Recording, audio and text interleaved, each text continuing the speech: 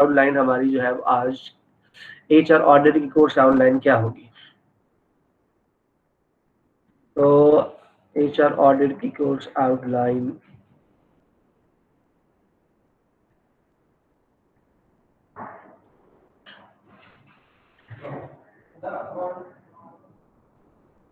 ये मैं आपके साथ शेयर कर रहा हूँ HR ऑडिट की कोर्स आउटलाइन। आप इसके जो टॉपिक है इसको हम देख लेते हैं।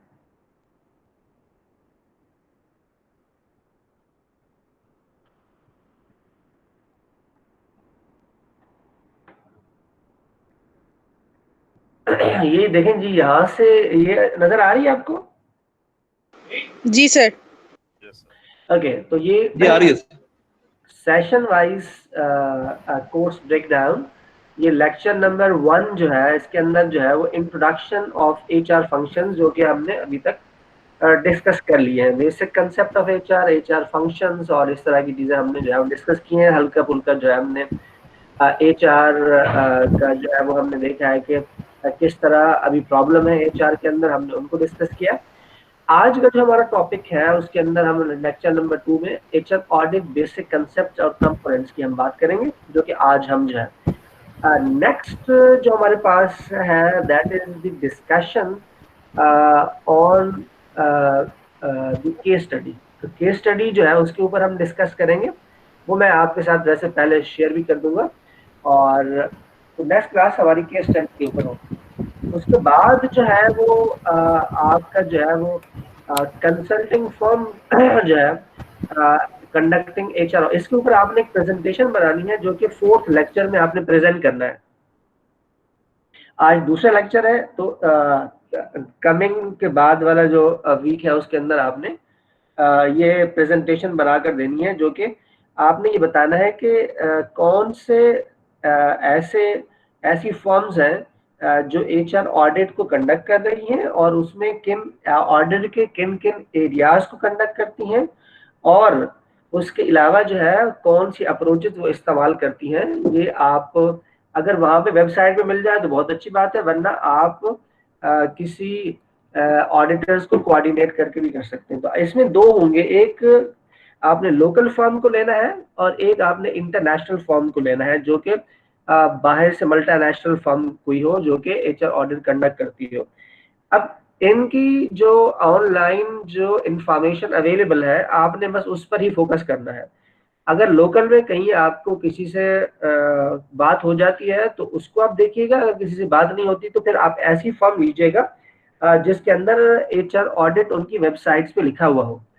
तो ये आपने कंसल्टिंग फर्म जो HR ऑडिट करती हैं उनकी वेबसाइट्स पे जाकर आपने ये इन्फॉर्मेशन लेनी है कि वो किन एरिया में रिसर्च करते हैं, HR ऑडिट कंडक्ट करते हैं, अब तक कौन कौन सी कंपनी के HR ऑडिट कंडक्ट कर चुके हैं अगर है ऐसी इन्फॉर्मेशन तो, और उसके अलावा किस मेथोडोलॉजी के थ्रू जो है वो कंडक्ट करते हैं और कौन कौन से एरिया के अंदर कंडक्ट करते हैं। तो ये 4-5 चीजें आपने देखनी है ताकि हमें ये पता चले कि इस वक्त इंटरनेशनली कौन कौन से ऑर्गेनाइजेशन जो है वो HR ऑडिट के ऊपर काम कर रही हैं, और उनको कंपेयर करना है लोकल को और फॉरेन जो भी मल्टीनेशनल फर्म है उसको आपने कंपेयर करना है कि किस तरह जो है वो करते हैं। तो ये 4th लेक्चर आपका जो है इसके ऊपर होगा, जो कि आपने प्रेजेंटेशन देनी है।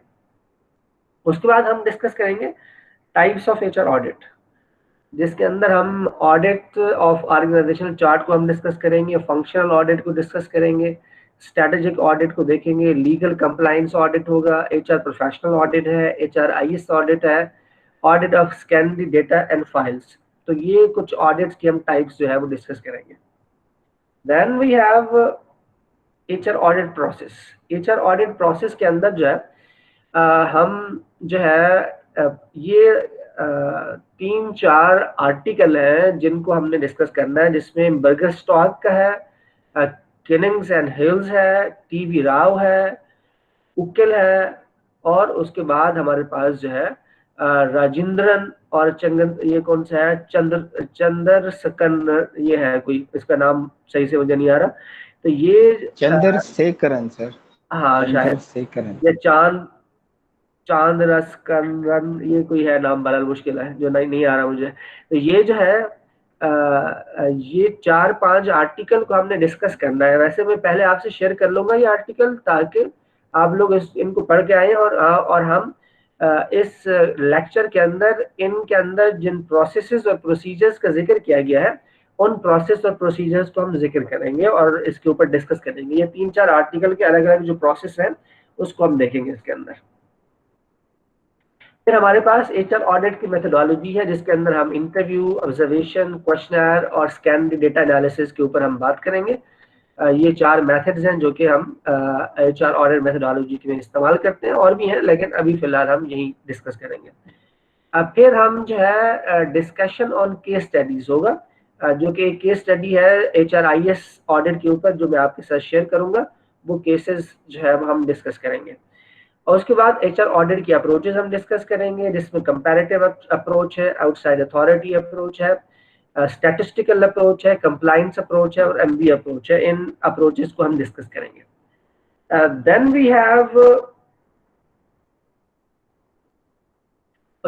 We have the mock audit exercise. अब वहीं पर ही ऑनलाइन, क्योंकि हम हैं तो ऑनलाइन में हम जो है वो ग्रुप में डिसाइड करूंगा और उस ग्रुप के अंदर जो है एक मॉक टाइप का जो है वो हम ऑडिट की एक एक्सरसाइज करेंगे जिसमें क्या होगा कि student will participate as auditors, HR employees from other department, line manager and CEOs। तो ये लोग होंगे जो कि अब इस ग्रुप का पार्ट होंगे, इतने लोग होंगे इस मॉक ऑडिट एक्सरसाइज के अंदर, जो कि हम ऑनलाइन ही इसे, वैसे पहले फिजिकल होती थी लेकिन अब हम ऑनलाइन इसे कंडक्ट करेंगे। उसके बाद हमारे पास जो है वो है जी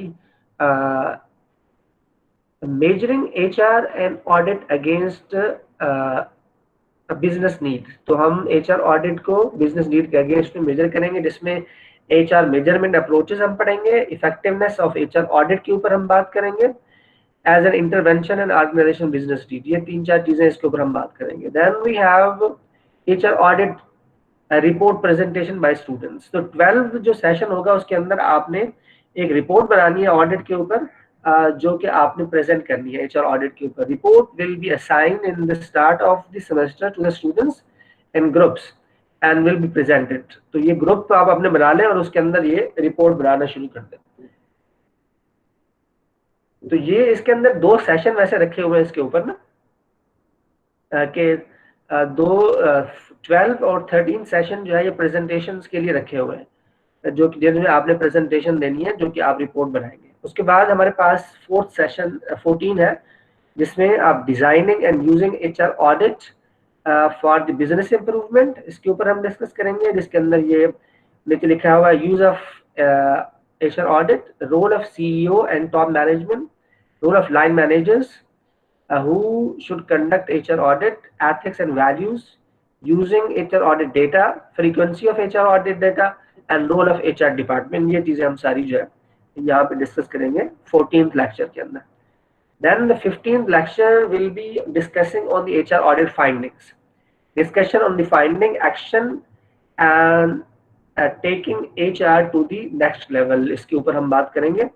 Then writing HR audit report के ऊपर हम बात करेंगे। Introduction of the report, current status of the HR department, general observations, findings, recommendations, return on assets after implementation of the recommendations. तो ये हमारे पास जो है वो आउटलाइन है जिसको हमने इस कोर्स के अंदर कवर करना है। आपके कोई क्वेश्चन हो, कोई सवाल हो, कुछ एडिशन, कुछ डिलीशन, तो आप कह सकते हैं। सर ये 30th सितंबर के बाद क्लासेस फिजिकल नहीं हो जाएंगे? अभी कुछ पता नहीं है। ओके सर, ये आपने असाइनमेंट का जो दिया हुआ है 4th क्लास में, तो वो ग्रुप में करनी है या इंडिविजुअली? ग्रुप में करनी है बच्चे, वहां पे लिखा हुआ भी है ग्रुप में शायद। एक मिनट जी देखते हम हैं। जी ये मतलब वही सेशन है जी, हाँ ये ग्रुप में करना है, presentation by students in groups. Okay sir, जो HRIS वाला ग्रुप है हम उसी को ही कंटिन्यू कर सकते हैं इस आपके सब्जेक्ट के ऊपर है, लिए? आपके ऊपर है। मुझे कोई ग्रुप के बारे में मुझे कोई सजेशन नहीं देनी है, आपने खुद बनानी है। ऐसे लोगों से ग्रुप बनाना है मैक्सिमम जो कि मेंबर्स? जी आप 3 members. Alright, thank you sir. ठीक है, अच्छा जी। तो और उसमें यह है कि आपने ऐसे ग्रुप मेंबर सेलेक्ट करने हैं जिनकी जो मेंटल अप्रोच है, आपस में मिलती भी है और वो काम करने वाले भी हों। बाद में मैं ये बिल्कुल नहीं सुनूंगा कि फलाने काम किया, फलाने काम नहीं किया, या आप किसी को किसी ग्रुप से किसी ने हटा दिया है तो मुझे बाद में बता रहा है जब उसे हटा दिया और उसने कोई काम भी नहीं किया और बता रहा है मुझे कि मैंने तो काम नहीं किया, मुझे ग्रुप से हटा दिया, मेरा नाम भी नहीं लिखा। तो ये मसले जो है ये शुरू में ही आप आपस में डिस्कस कर लें। ऐसे बंदे को आप अपने साथ रखिएगा ही नहीं जो काम नहीं करता, ठीक है। अगर कोई प्रॉब्लम हो भी गया है दरमियान में तो आप मुझे पहले बताएंगे, मुझे ईमेल करेंगे कि फलां बंदा काम नहीं कर रहा, हमने उसे ग्रुप से निकाल दिया है। तो आपका एक टीम लीडर होगा जो कि टास्क असाइन करेगा सबको। इन 3 में से एक बंदा आप बना लें अपना टीम लीडर जो कि टास्क सबको असाइन करे, अपना भी टास्क और दूसरों का, और फिर उनसे फीडबैक भी ले भेजिए आपने काम कर लिया या नहीं किया। तो पूरा प्रॉपर आप एक काम करें तो हो जाएगा इंशाल्लाह टाइम पर। अगर प्रॉपर नहीं करेंगे तो फिर ये मसले होते रहेंगे, फिर कोई बोलेगा कि भाई उसने काम नहीं किया, उसने किया, उसने नहीं किया, उसने किया। तो ये जरा आप ख्याल रखें। अभी लेकिन अपनी मर्जी से आपने ग्रुप बनाना है, मेरा उसमें कोई कंट्रीब्यूशन नहीं है ग्रुप के अंदर, आपने खुद बनाना है। सर ये जो रिपोर्ट हम सबमिट करेंगे sir actually group sorry sir actually group एक बंदा बोलने वाले, एक बोल रहा है। जी सर, हुसैन बात कर रहा हूँ सर। एक्चुअली ग्रुप बनाने के लिए प्रॉब्लम क्रिएट हो रहा है कि इस वक्त आपको आपकी नॉलेज में क्लासेस ऑनलाइन हो रही है, तो मैक्सिमम यानी एक दूसरे को जानते नहीं है। बाद में फिर हमारे लिए मसला होगा कि इसने काम नहीं किया, उसने नाम किया, कि हम फिजिकली किसी को जानते नहीं, ग्रुप में यानी क्लास में यहाँ पर ऑनलाइन शो हो रहे, हम कोई एक दूसरे बंदे को जानता नहीं। तो सर ग्रुप बनाने के लिए आप खुद बना दे तो बेहतर नहीं होगा? नहीं, मेरा नहीं ख्याल कि मैं ग्रुप बनाने में आपकी मदद कर सकता हूँ, आपने खुद ही बनाने हैं। और अगर आप नहीं बना सकते तो इंडिविजुअल कर लें। यहाँ पर आपके पास मौका है, एक दूसरे के साथ जो है वो आप बात कर सकते हैं बिल्कुल। और अपने ग्रुप में जिसको, अगर आपका कोई जानने वाला है, क्योंकि जानने वाला होगा तभी आप बना सकेंगे, अगर जानने वाला नहीं होगा तो फिर जी बिल्कुल। जिसके जानने वाले नहीं होंगे वो एक दूसरे को मिला ले साथ में, जो जानने वाले नहीं है किसी के, तो वो बना सकते हैं। अपने अपने नंबर यहाँ पे साइड में चैट पे शेयर कर दें और वहाँ एक दूसरे के साथ कर लें। वरना मुस्तफा ने अलग से वो भी बनाया हुआ है ना, आपने बनाया इसका भी वो जी गूगल सर, मैं वही करने लगा था कि व्हाट्सएप ग्रुप है सर, वहाँ पे काफ़ी लोग आपस में कोऑर्डिनेशन करके बना लेते हैं। वहाँ पे अगर नहीं है कोई तो मैं लिंक दोबारा शेयर कर देता हूँ इसी चैट में ही, तो ऐड हो जाए वहाँ पे। सर के अलावा बाकी सब लोग वहाँ पे मौजूद हैं, आपस में हम लोग कोऑर्डिनेशन करके बना सकते हैं, इसमें ऐसे कोई वो है नहीं। और इसमें ऑनलाइन वाली जो बात आप कह रहे थे मोहसिन, वो उसमें डेफिनेटली आपको थोड़ा बहुत तो मिलना पड़ेगा। ऐसा बिल्कुल आप अगर कहेंगे कि ऑनलाइन ही करें तो शायद मुश्किल हो जाएगा। बेहतर है कि थोड़ा सा आपको फिजिकल, अब जिसके साथ भी आप ग्रुप बनाएंगे आपको मिलना तो पड़ेगा इसमें। वैसे यूनिवर्सिटी भी ऑन होती है, अगर आप लोग यूनिवर्सिटी में भी आकर मिलना चाहें तो मिल सकते हैं। मॉर्निंग में लेकर मिल सकते हैं, इवनिंग में बंद होती है। वीकेंड और इवनिंग बंद होती है, मॉर्निंग में जो है वो आप यहाँ आकर डिस्कस कर सकते हैं, लेकिन सैटरडे संडे नहीं आ सकते। सर हमें थोड़ा सा ठीक है सर, ये कर लेते हैं इंशाल्लाह। रिपोर्ट में सर थोड़ा गाइड कर दीजिएगा किस तरीके से रिपोर्ट हमें अटेम्प्ट करनी पड़ेगी और उसमें क्या कंपोनेंट हमें शामिल करने पड़ेंगे। वो पूरा आपको गाइडेंस मिल जाएगी। एक जो केस HRIS ऑडिट का केस हम पढ़ने के लिए जा रहे हैं, पूरा उस केस को आपने फॉलो करना है और इसी तरह की एक रिपोर्ट डेवलप करनी है। तो ये ऑडिट की जो हम केस पढ़ेंगे वो मैं आपके साथ शेयर भी कर दूंगा, उसको आप देख लीजिएगा, पूरा उसी को फॉलो करना है। राइट सर, ठीक है। अच्छा जी, और कोई, ये तो हमारे पास अटेंडेंस में तो कम लोग हैं और यहाँ पर 41 आ रहे हैं, ये क्या ज्यादा कैसे हो गया? कुछ मुझे लगता है एज ए गेस्ट के तौर पर भी लोग आए हुए हैं। नहीं सर, 40 ही गूगल क्लासरूम पे है, एक आप हो जाएंगे तो 41। मेरे पास जो अटेंडेंस आ रही है उसमें तो कम तादाद है सर। मे बी अभी रजिस्ट्रेशन हुई हो, नेम ऐड नहीं हुआ हो, ऐसा हो सकता है। चलें देख लेंगे, जब अटेंडेंस लेंगे तो पता चल जाएगा। 40 स्टूडेंट्स यहाँ पर आ रहे हैं। नहीं सर, कुछ लोगों ने सीपी नहीं की, इसी वजह से नाम नहीं आ रहा। अच्छा, उसके शायद हो सकता है कि आज बढ़ गए हूँ, आज मैंने चेक नहीं किया तो हो सकता है आज ज्यादा हो। अच्छा जी, अभी हम जो है डिस्कस करने के लिए जा रहे हैं कि आज के लेक्चर को हम लेकर आगे बढ़ते हैं। तो आज का जो हमारा लेक्चर है वो है HR ऑडिट के कंसेप्ट्स के ऊपर है, इसके ऊपर हम बात करते हैं आज। मैं आपके साथ ये स्लाइड शेयर कर लेता हूँ और फिर हम डिस्कशन शुरू करते हैं इसके ऊपर।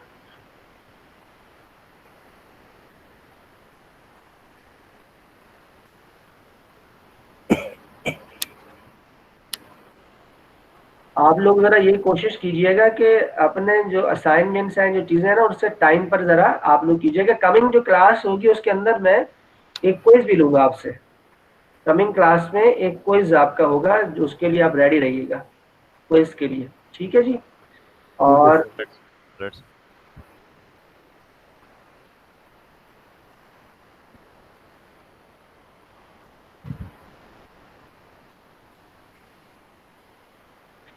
अच्छा जी, तो हमारा जो आज का टॉपिक है that is HR audit basic concepts and components. HR audit के बेसिक कंसेप्ट क्या होते हैं, उसके कंपोनेंट्स क्या होते हैं, इसके ऊपर हम बात करेंगे। एचआर ऑडिट के बेसिक कंसेप्ट को लेकर हम आगे बढ़ते हैं।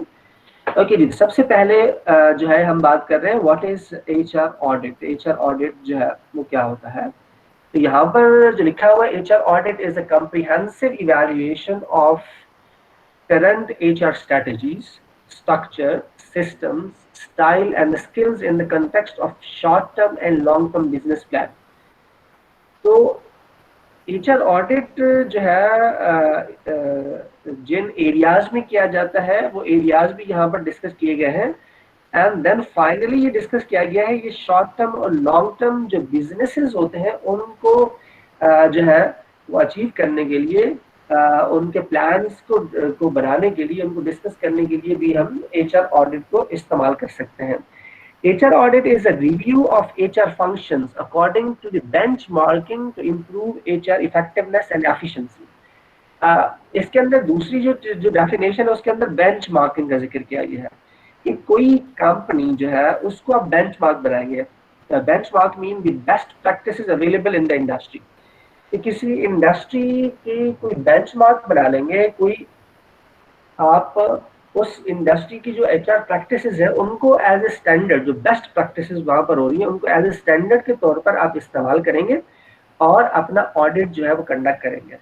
ये हम पढ़ेंगे कि कितने टाइप्स, कितने तरीकों से आप ऑडिट कर सकते हैं, लेकिन यहाँ पर सिर्फ एक ही ऑडिट का जिक्र के टाइप्स की बताया गया कि benchmarking. Benchmarking mean the best practices which are available in the industry. Industry के अंदर जो सबसे बेहतरीन जो कंपनी है जो कि जिसको आप बेंचमार्क के तौर पर उसकी प्रैक्टिसेस को इस्तेमाल कर सकते हैं, उसको सामने रखकर, उनकी प्रैक्टिसेस को सामने रखकर आपने दूसरी कंपनी को जाके जज करना है और उसको ऑडिट करना है और फिर उसकी जो लूप होल्स है, उसके अंदर जो प्रॉब्लम्स हैं, जो इश्यूज है, उनको आपने आइडेंटिफाई करना है ताकि जो एचआर डिपार्टमेंट है उसको इफेक्टिव और एफिशिएंट बनाया जा सके। तो ये HR audit is basically review जो कि इंडिपेंडेंट ऑडिटर्स जो है करते हैं। ये इंटरनल ऑडिट भी हो सकता है और ये एक्सटर्नल ऑडिट भी हो सकता है।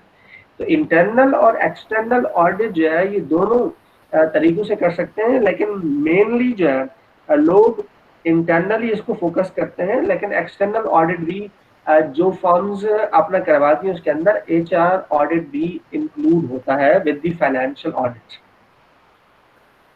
जी, इसके ऊपर कोई डिस्कस करना चाहे, स्लाइड के ऊपर किसी के कोई कमेंट हो तो वो डिस्कस कर सकता है। हाँ सर, मैं एक बात इसमें करना चाहूँगा कि ऑलरेडी जो ऑर्गेनाइजेशन के अंदर प्रैक्टिस हो रही होती है उनको क्या रिफ्रेश करना होता है या नए प्रोसेसेस इंट्रोड्यूस करने होते हैं या टेक्नोलॉजी या कुछ इस तरीके से चीजें? हाँ, इसके अंदर सवाल आपका देश के अंदर ऑडिट में ये होता है कि जो करंट प्रैक्टिसेस होती हैं उन करंट प्रैक्टिसेस को जो है रिव्यू करते हैं, उनको इवैल्यूएट करते हैं।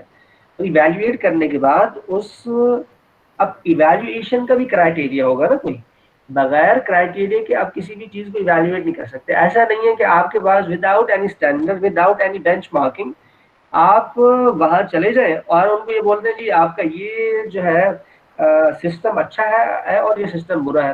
तो आपसे वो सवाल करेंगे आप कैसे कह सकते हैं कि ये सिस्टम अच्छा है और ये सिस्टम बुरा है। तो सिस्टम का अच्छा होना और सिस्टम का बुरा होने के लिए आपको किसी न किसी चीज को बेंचमार्क बनाना पड़ेगा। तो वो जो बेंचमार्किंग है, या हम जो है स्टैंडर्ड्स भी इसमें इस्तेमाल करते हैं।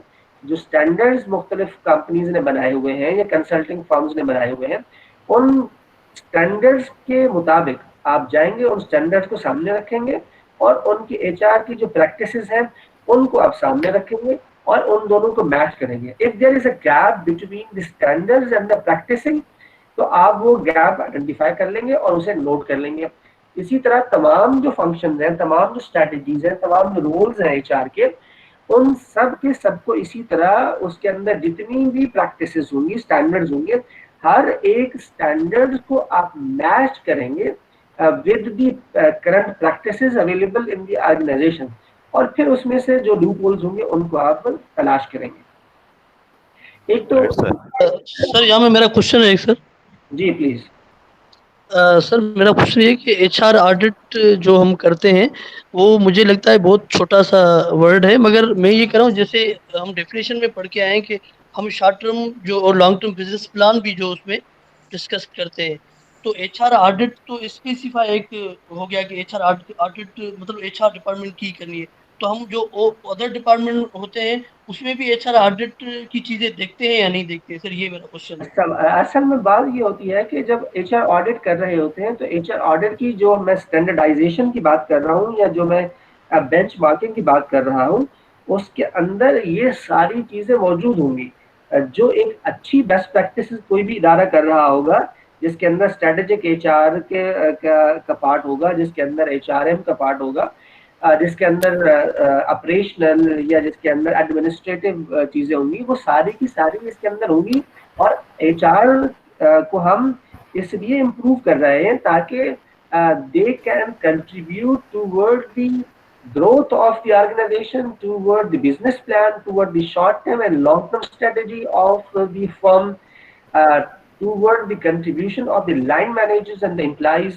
तो ये सारी चीजें एचआर के इम्प्रूवमेंट में डेफिनेटली शामिल होंगी, but our focus is on the improvement of the HR efficiency and effectiveness, and that efficiency and effectiveness will contribute toward the profitability of the organization, toward the satisfaction of the line managers and the employees.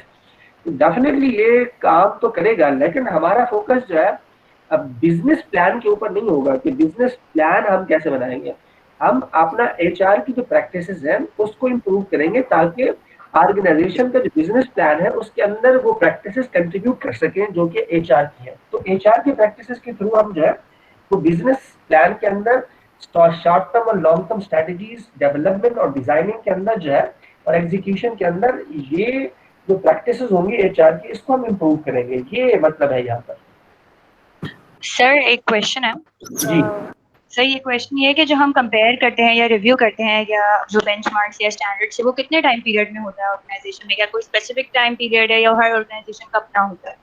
अभी मैंने जो सर्वे किया है पाकिस्तान की banking और insurance industry के अंदर, उसके अंदर तकरीबन 99% कंपनीज जो हैं वो एनुअल ऑडिट करती हैं, और कुछ ऐसी कंपनी है जो कि स्पेसिफिकली जो एचआर की बात कर रहे हैं, तो वो कुछ कंपनी हर साल करती है और कुछ कंपनी जो है आफ्टर 3 years कर रही होती है। Okay sir. होते हैं कोई 2 years वाले होते हैं, कोई 1 year वाले होते हैं, लेकिन जो मेजोरिटी है वो एवरी ईयर वाले हैं। Okay sir, thank you. इसमें क्वेरी थी सर, सर जैसे नॉर्मल ऑडिट्स होते हैं, जैसे फाइनेंशियल ऑडिट्स वगैरह होते हैं, उसमें हमारे पास सेट स्टैंडर्ड्स वगैरह हो रहे होते हैं। यहाँ पे सर हमारे पास एचआर ऑडिट में कोई स्टैंडर्ड्स या पब्लिश्ड कोई पॉलिसीज वगैरह हैं जिनको हम देख के करें, जैसे कि ये एक जैसे आपने अभी बात बताई कि बेंचमार्किंग अगर हम देखें तो इसमें बायसनेस का फैक्टर भी तो आ सकता है कि हम जो है कहीं पे किसी को जो है लूज एंड भी दे रहे हैं और कहीं पे किसी को जो है हम बहुत ज़्यादा स्ट्रिक्ट ऑडिट भी कर रहे हैं, तो उसमें वेरिएशन हो। ऑडिट का जो यहाँ पर एचआर ऑडिट का जो सबसे अहम ऑब्जेक्टिव है वो ये है कि ऑडिट करने से पहले ये एचआर प्रोफेशनल्स को पावर कराना जरूरी है कि ये जो ऑडिट होगा it is just for the improvement of your department and improvement of your skills. अगर एचआर वालों को ये मालूम होगा कि ये हमें हमारी सजा और जजा का मामला है, तो फिर ये ऑडिट जो है कभी भी कामयाब नहीं होगा, इससे इम्प्रूवमेंट कभी भी नहीं आएगी। तो ऑडिट का वर्ड जहाँ पर जो इस्तेमाल किया गया है ये इसलिए है कि एचआर प्रोफेशनल जो उस कंपनी में काम कर रहे हैं उन्हें ये 100% यकीन होना चाहिए इस बात के ऊपर कि ये जो ऑडिट हो रहा है इससे हमें कोई सजा नहीं मिलने वाली और ना ही इससे हमें कोई बेनिफिट मिलने वाला है। बेनिफिट ये होगा कि हमारा जो डिपार्टमेंट है वो इम्प्रूव होगा और हमारी जो स्किल्स होंगी वो इम्प्रूव होंगी।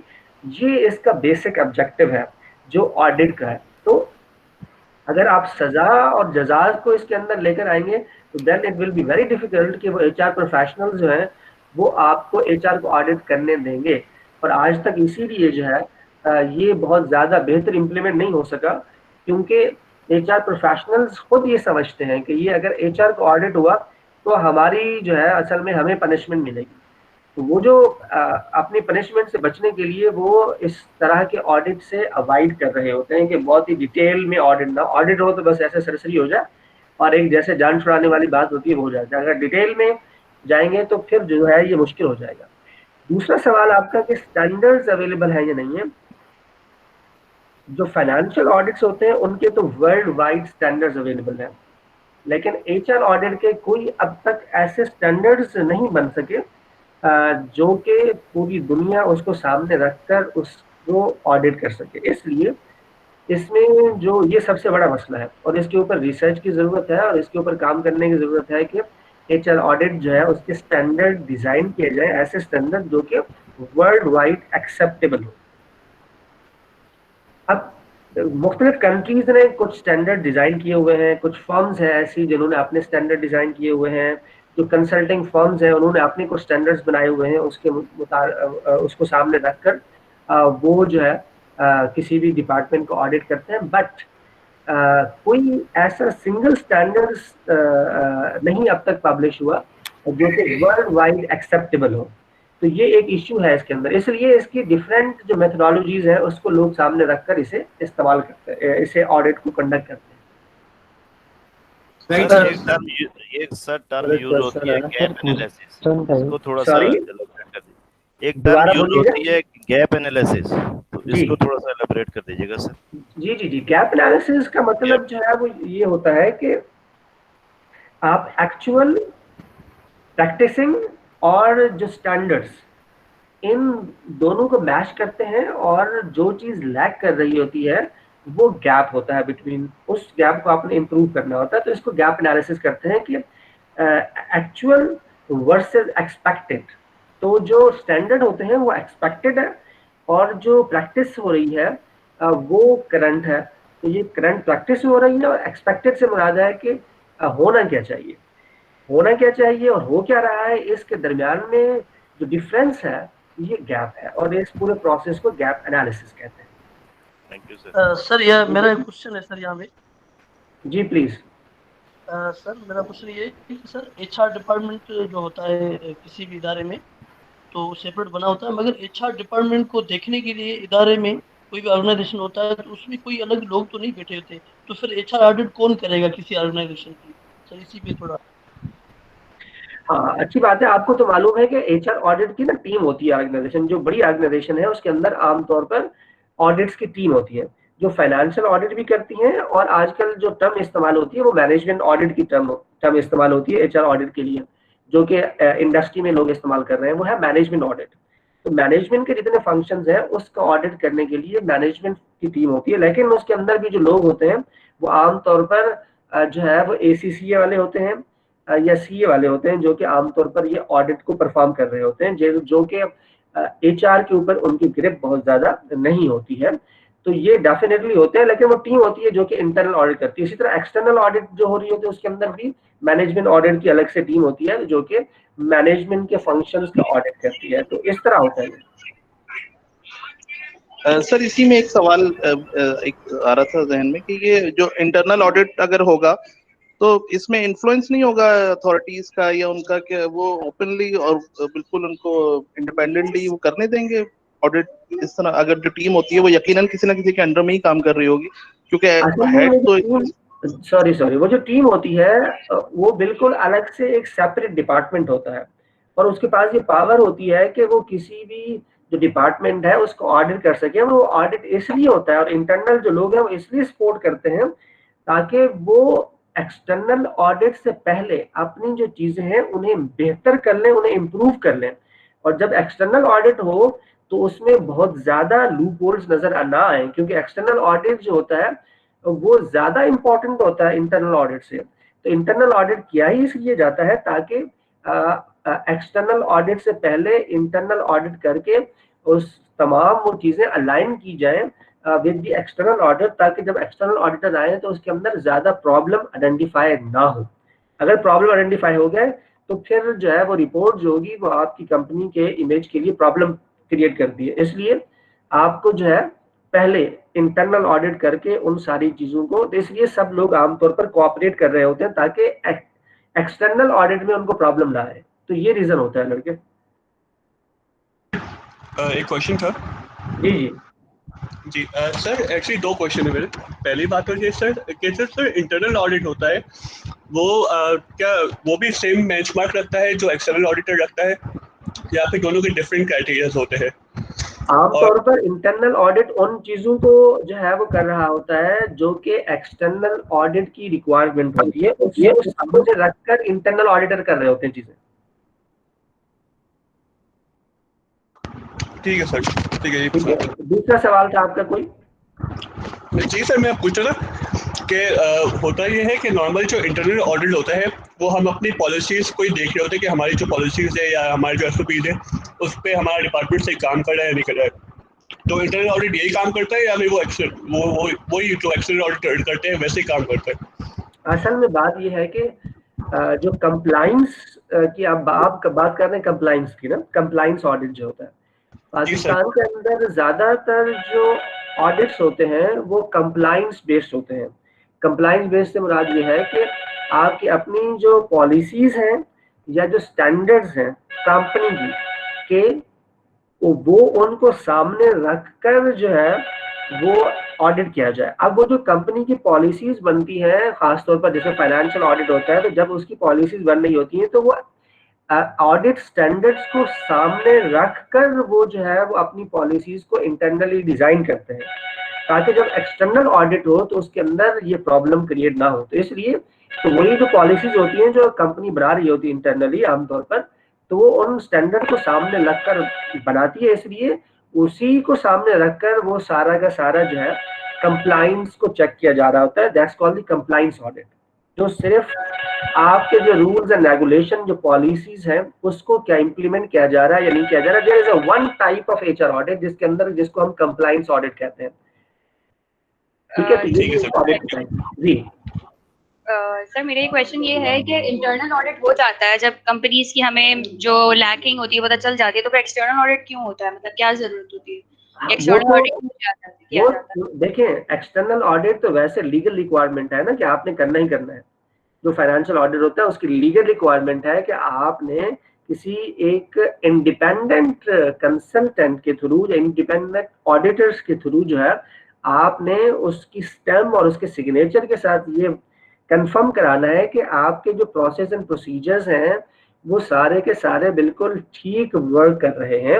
वह आपके यहाँ कोई करप्शन नहीं हो रहा, आपके यहाँ कोई इलीगल एक्टिविटी नहीं हो रही, आप कोई चोरी नहीं कर रहे पैसा, आप कोई टैक्स नहीं खा रहे, आप ये सारी चीजें नहीं कर रहे। तो उसके लिए लीगल रिक्वायरमेंट है कि कोई बाहर से सर्टिफाइड ऑडिटर्स आकर, ताकि वो इंडिपेंडेंट हो और जो है उसके ऊपर कोई इन्फ्लुएंस ना कर सके, ऐसे ऑडिटर्स जो है वो आकर आपकी कंपनी को ऑडिट करें और अपने सिग्नेचर कर दें जो कि गवर्नमेंट के लिए एक्सेप्टेबल हो। तो ये इसलिए एक्सटर्नल ऑडिट होता है। तो इंटरनल ऑडिट उसकी रिक्वायरमेंट को पूरा करने के लिए करते हैं।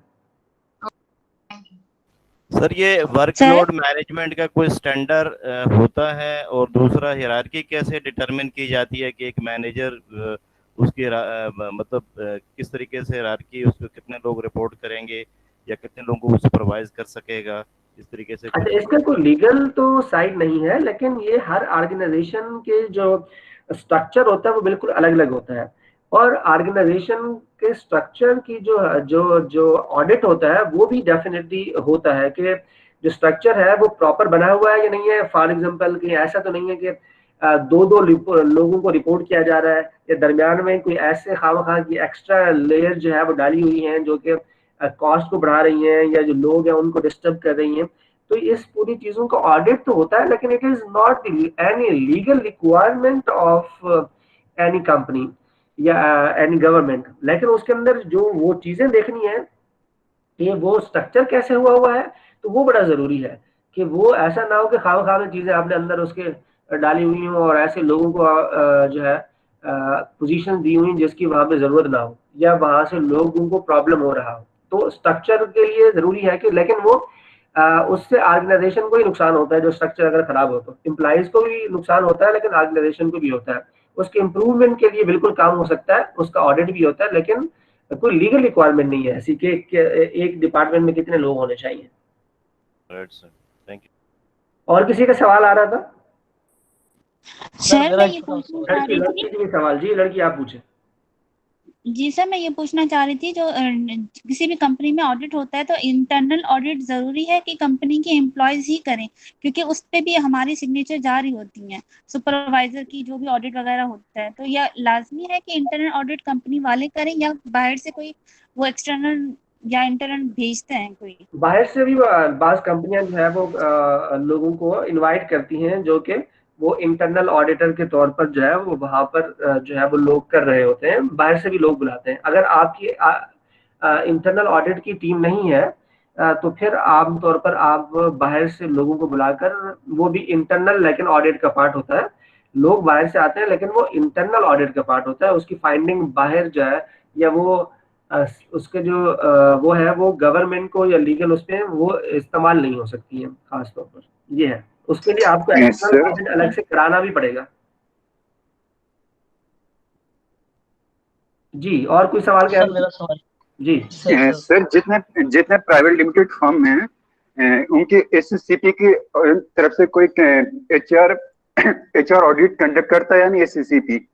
देखो, एसएसपी के कुछ लॉज बने हुए हैं, जैसे कि लास्ट टाइम हमारे वो एक स्टूडेंट भी हमें बता रहे थे कि उसके कुछ जो है वो रूल्स और रेगुलेशन बने हुए हैं कि जब भी आप किसी कंपनी के रजिस्ट्रेशन कराने के लिए जाते हैं तो उसकी कुछ रिक्वायरमेंट्स होती हैं, और वो रिक्वायरमेंट सारी की सारी वहाँ लिखी हुई होती हैं। जब तक आप वो सारी की सारी रिक्वायरमेंट फुलफिल नहीं करते उस वक्त तक वो रजिस्ट्रेशन नहीं होती है। और फर्दर जो है उसके अंदर जो है वो ऑडिट की अगर रिक्वायरमेंट है तो वो ऑडिट कंपनी को करना होता है। लेकिन ये ऐसी कोई रिक्वायरमेंट नहीं है जिसको आकर लोग बाकायदा जो है ये देख रहे हों कि जैसे फाइनेंशियल वाला होता है ना, तो फाइनेंशियल में बड़े मसाइल होते हैं कि उसमें टैक्स लोग खा जाते हैं, उसमें जो है और चीजें रेवेन्यू कम शो करते हैं या इस तरह की चीजें होती हैं, तो उसमें ज्यादा पकड़ होती है। लेकिन यहाँ पर भी रिक्वायरमेंट जहाँ जहाँ जिस इदारों में होती है, जैसे स्टेट बैंक की भी रिक्वायरमेंट है, एससीपी की रिक्वायरमेंट है, तो उसको लोग करते हैं, मतलब कंपनीज कर रही होती है। बिल्कुल सर मेरा सवाल है एक सर। जी सर मेरा सवाल ये है कि सर देखिए एचआर डिपार्टमेंट ने बहुत ग्रो किया है। जैसे अभी ऑर्गेनाइजेशन टैलेंट मैनेजमेंट और टैलेंट एक्विजिशन की बात करते हैं, तो जैसे आपने कहा कि जो ऑडिट करते हैं वो एसीसी वाले होते हैं या सीए वाले होते हैं, तो उनके पास वो एचआर की जो एक्सपर्टीज होती है वो नहीं होती है।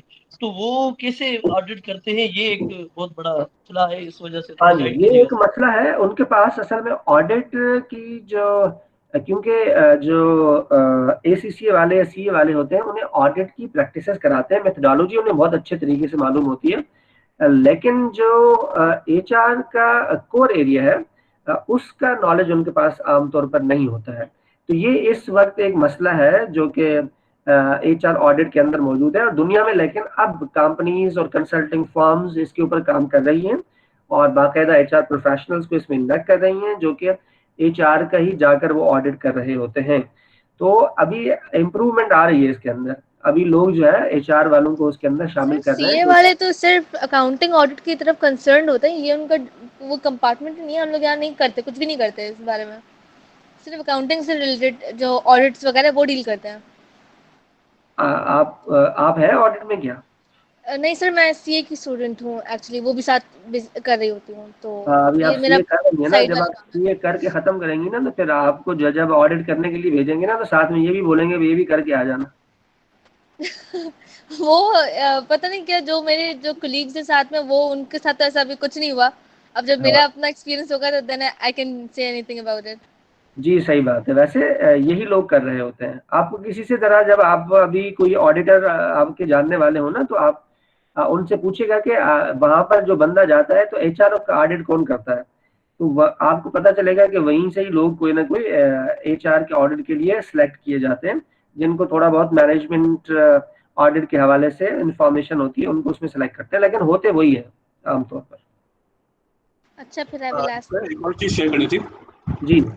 नॉर्मली एक्सटर्नल ऑडिट में होता ही है, जो अनएक्सपीरियंस लोग होते हैं, जो जैसे आप कहते हैं सीए के लोग या एससी के लोग ऑडिट करते हैं, तो वो करते ही है कि वो कंपनी को ना वर्बल ना फीडबैक देते हैं कि भाई आपका ये सही नहीं, ये सही नहीं है, अब ये ठीक करके हमें दे दो। तो वो ऑडिट रिपोर्ट में सर वो मेंशन नहीं करते, वो अपने सजेशन नहीं देते, वो वर्बल सजेशन दे देते हैं और कंपनी उसी वक्त करके उनको दे देती है।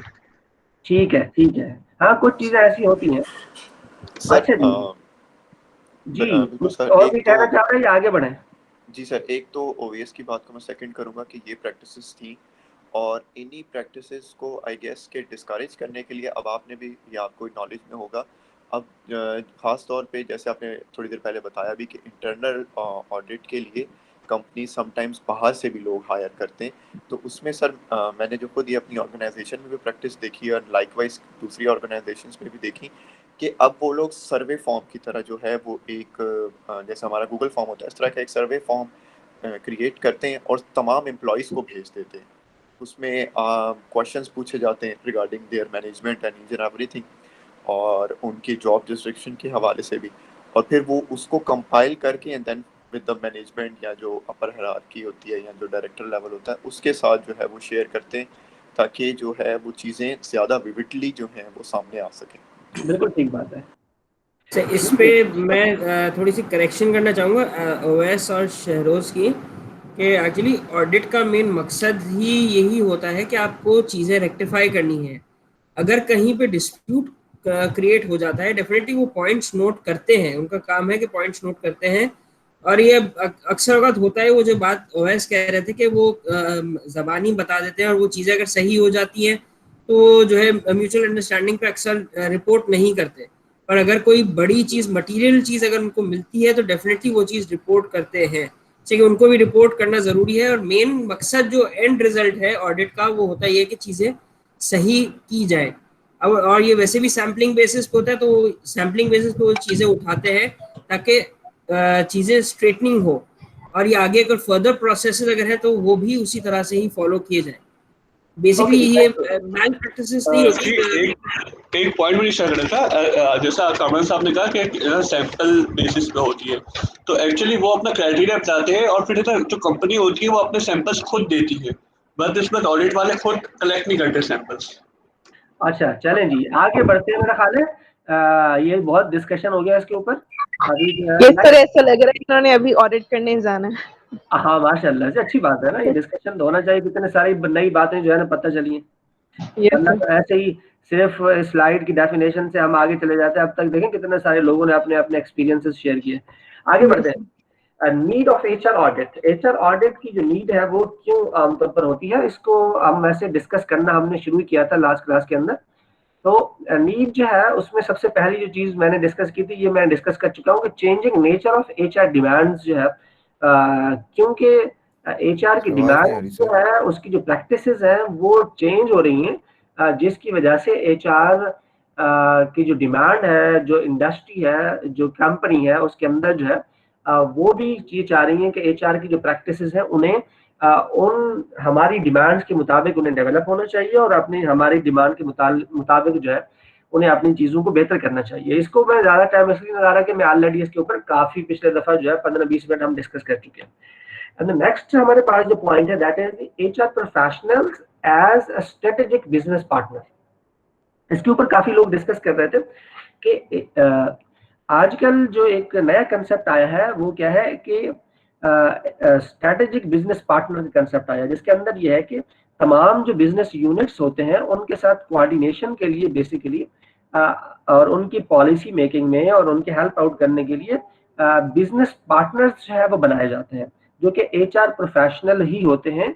और अब क्योंकि स्ट्रेटेजिक कंट्रीब्यूशन की बात की जा रही है, क्योंकि प्रॉफिटेबिलिटी की बात की जा रही है, तो इसलिए जो है अब आपके जो एचआर के प्रोफेशनल्स हैं या एचआर के जो डिपार्टमेंट है या एचआर की जो प्रैक्टिसेस हैं उन्हें भी इम्प्रूव होना है according to the new HR practices या new titles of the HR managers.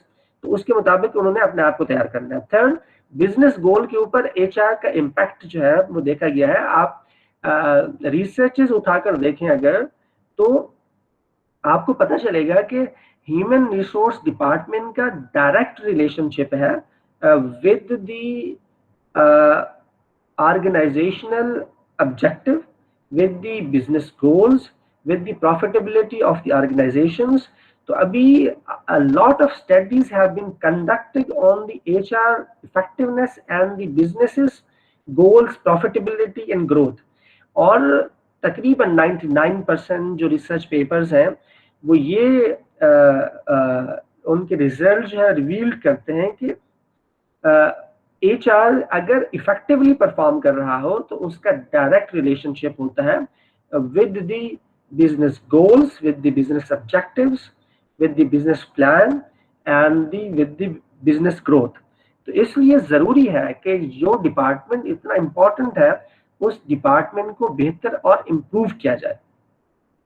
Third के बाद फोर्थ हमारे पास ये है कि एचआर डिपार्टमेंट इनिशिएटिव्स, यानी एचआर डिपार्टमेंट को खुद भी, ये तो वो चीजें हैं जो कि बिजनेस वालों की डिमांड की वजह से या प्रॉफिटेबिलिटी को इम्प्रूव करने की वजह से जो है वो हो रही है, लेकिन एचआर डिपार्टमेंट को खुद अपने इनिशिएटिव के लिए, अपने डिपार्टमेंट को बेहतर करने के लिए, जो कि बिजनेस के अंदर कंट्रीब्यूशन के लिए नई जो चीजें हैं, नए जो इनिशिएटिव हैं, उसको ले आने के लिए भी जरूरी है कि आपका जो डिपार्टमेंट है उसको इम्प्रूव किया जाए, उसको ऑडिट किया जाए।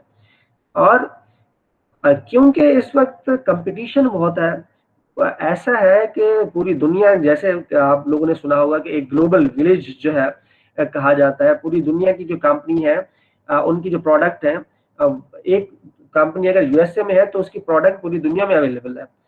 तो जो प्रोडक्ट्स जब हर जगह पे अवेलेबल है तो उसकी क्वालिटी और उसकी क्वांटिटी को मेंटेन करने के लिए जरूरी है कि आपकी एचआर की जो प्रैक्टिसेस हैं, एचआर की जो स्ट्रेटजीज हैं, वो भी ऐसी ही होनी चाहिए जो कि वर्ल्ड के साथ compete कर रही हो।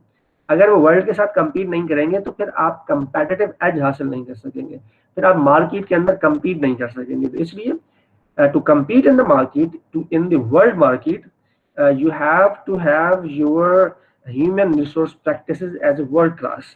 तो तभी आप जो है ये कर सकते हैं। तो ये कुछ 2-4 पॉइंट्स थे, इसके अलावा भी बहुत सारे पॉइंट्स हो सकते हैं, लेकिन ये 5 पॉइंट्स मैंने यहाँ डिस्कस किए जो कि एचआर ऑडिट की जो नीड है उसकी इम्पोर्टेंस को जो है वो आइडेंटिफाई करते हैं या उसकी सिग्निफिकेंस को बताते हैं। Yes, now you have a time to comment on this need for HR audit. अगर आप चाहें तो कोई कुछ ऐड करना चाहें, कोई क्वेश्चन पूछना चाहें, कोई भी आपका ऐसा सवाल है तो कर सकते हैं, कुछ ऐड करना चाहें तो कर सकते हैं स्लाइड के ऊपर। इसमें एचआर डिपार्टमेंट इनिशिएटिव से थोड़ा सा एग्जांपल कोई मिल सकती है? जी जी, एचआर डिपार्टमेंट इनिशिएटिव का मतलब है कि यहाँ पर एचआर की अपनी जो क्रिएटिविटी है और इनोवेशन है, what is new basically in the HR department. तो एचआर के जो अपने लोग हैं, जो एचआर के खुद के इनिशिएटिव्स हैं, ये तो प्रेशर की वजह से जो है वो एचआर कर रहा है, लेकिन एचआर की अपनी इंटरनल क्रिएटिविटी को बढ़ाने के लिए, इंटरनल इनोवेशन को बढ़ाने के लिए, न्यू आइडियाज को इम्प्लीमेंट करने के लिए जो है ये एचआर इनिशिएटिव का मतलब ये है। राइट सर, ये एचआर इनिशिएटिव्स जो है वो हमारी जो वर्ल्ड क्लास एचआर प्रैक्टिसेस हैं उनको उनके लेवल तक जाने के लिए हम ये एचआर डिपार्टमेंट सपोर्ट करेगा। बिल्कुल, थैंक जी जी। और आप लोग डिस्कस करें, मैं जरा पानी पी रहा हूँ गिलास में।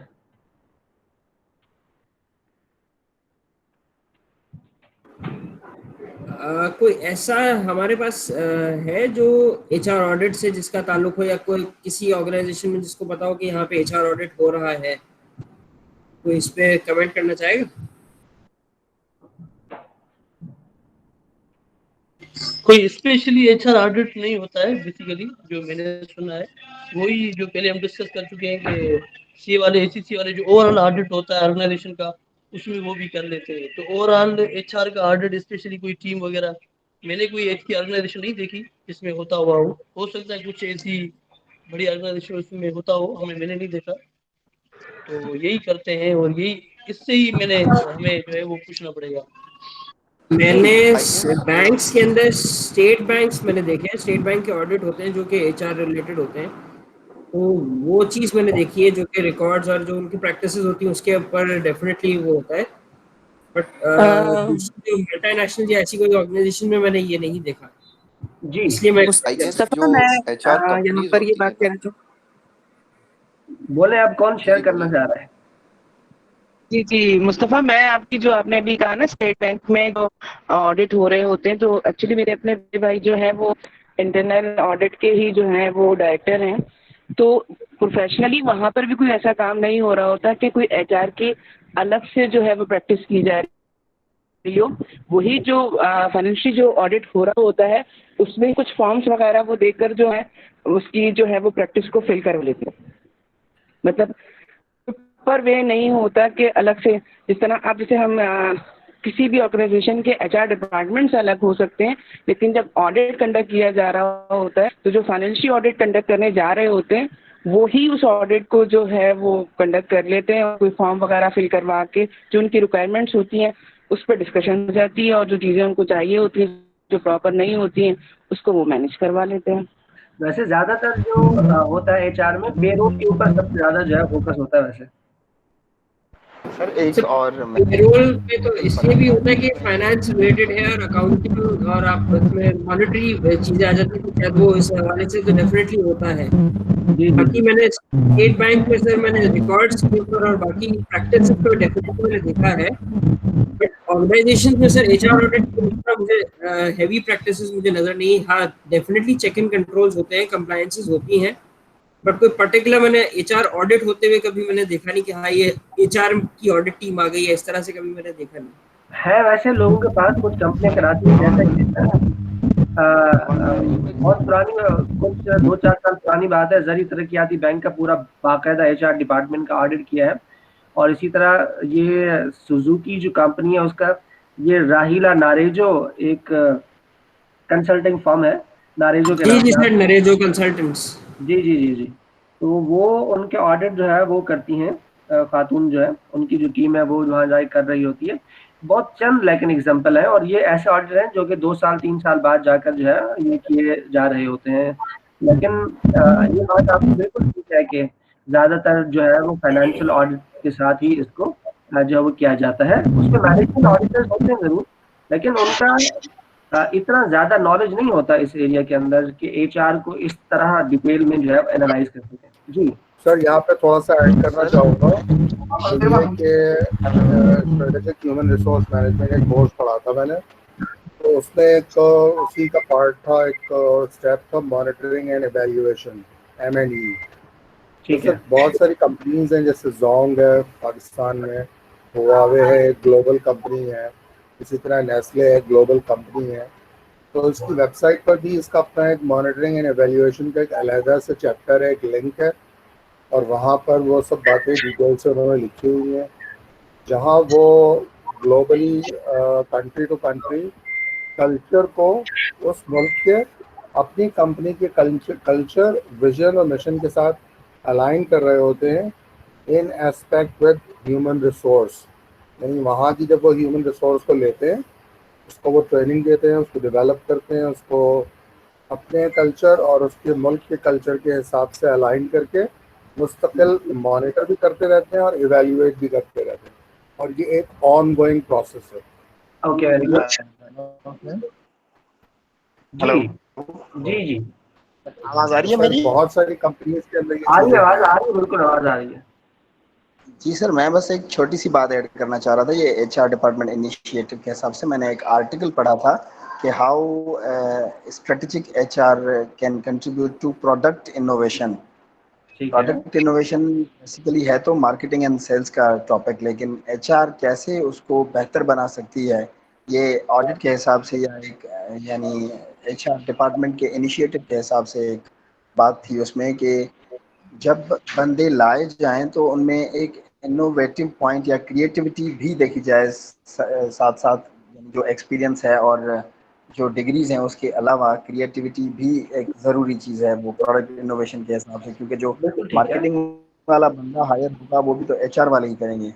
जी हाँ, ठीक है जी। और तो इस हिसाब से यहाँ पे ये प्रैक्टिसेस नहीं है कि अगर क्राइटेरिया में एक इनोवेटिव चीज़ नहीं है कि यानी बंदा बस सिर्फ उसकी डिग्री और उसका एक्सपीरियंस देख के ही हायर किया जाए, तो ये चीज़ लैक करती है, आगे चल के सफ़र करना पड़ता है। चलिए, थैंक यू नासिर जी। निम्रा, रियाज, आप कुछ बताएंगी? जी सॉरी सर। निम्रा, आप कहाँ हैं? आपको काफी देर से बुला रहे हैं, आप आते नहीं है। नहीं सर, इतने तो क्वेश्चन कर रही थी मैं, अभी तो किया आपसे क्वेश्चन। अभी आपके सवाल कर रही थी? अच्छा, वो आप थी? जी जी मैं थी सर। अच्छा, चलें जी। और ये शहरोज अली खान, आपने कोई सवाल पूछा क्या या कुछ ऐड किया आपने? शहरोज अली खान जी सर, बस वही बात जो सारे कर रहे थे उसी में सारे पॉइंट्स कवर अप हो गए। क्या क्या किस में आपने कोई सवाल या कोई ऐड किया आपने? आपका भी तो कुछ कंट्रीब्यूशन होना चाहिए ना।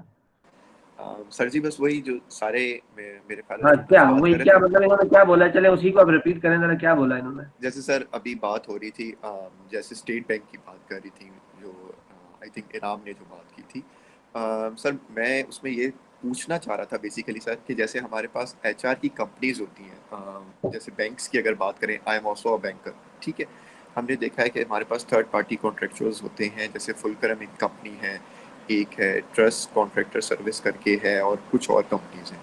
तो जो एचआर ऑडिट होता है वो what I think in past time कि एचआर ऑडिट इन कंपनीज का होता होगा, क्योंकि ये लोग एचआर सर्विसेज प्रोवाइड करते हैं।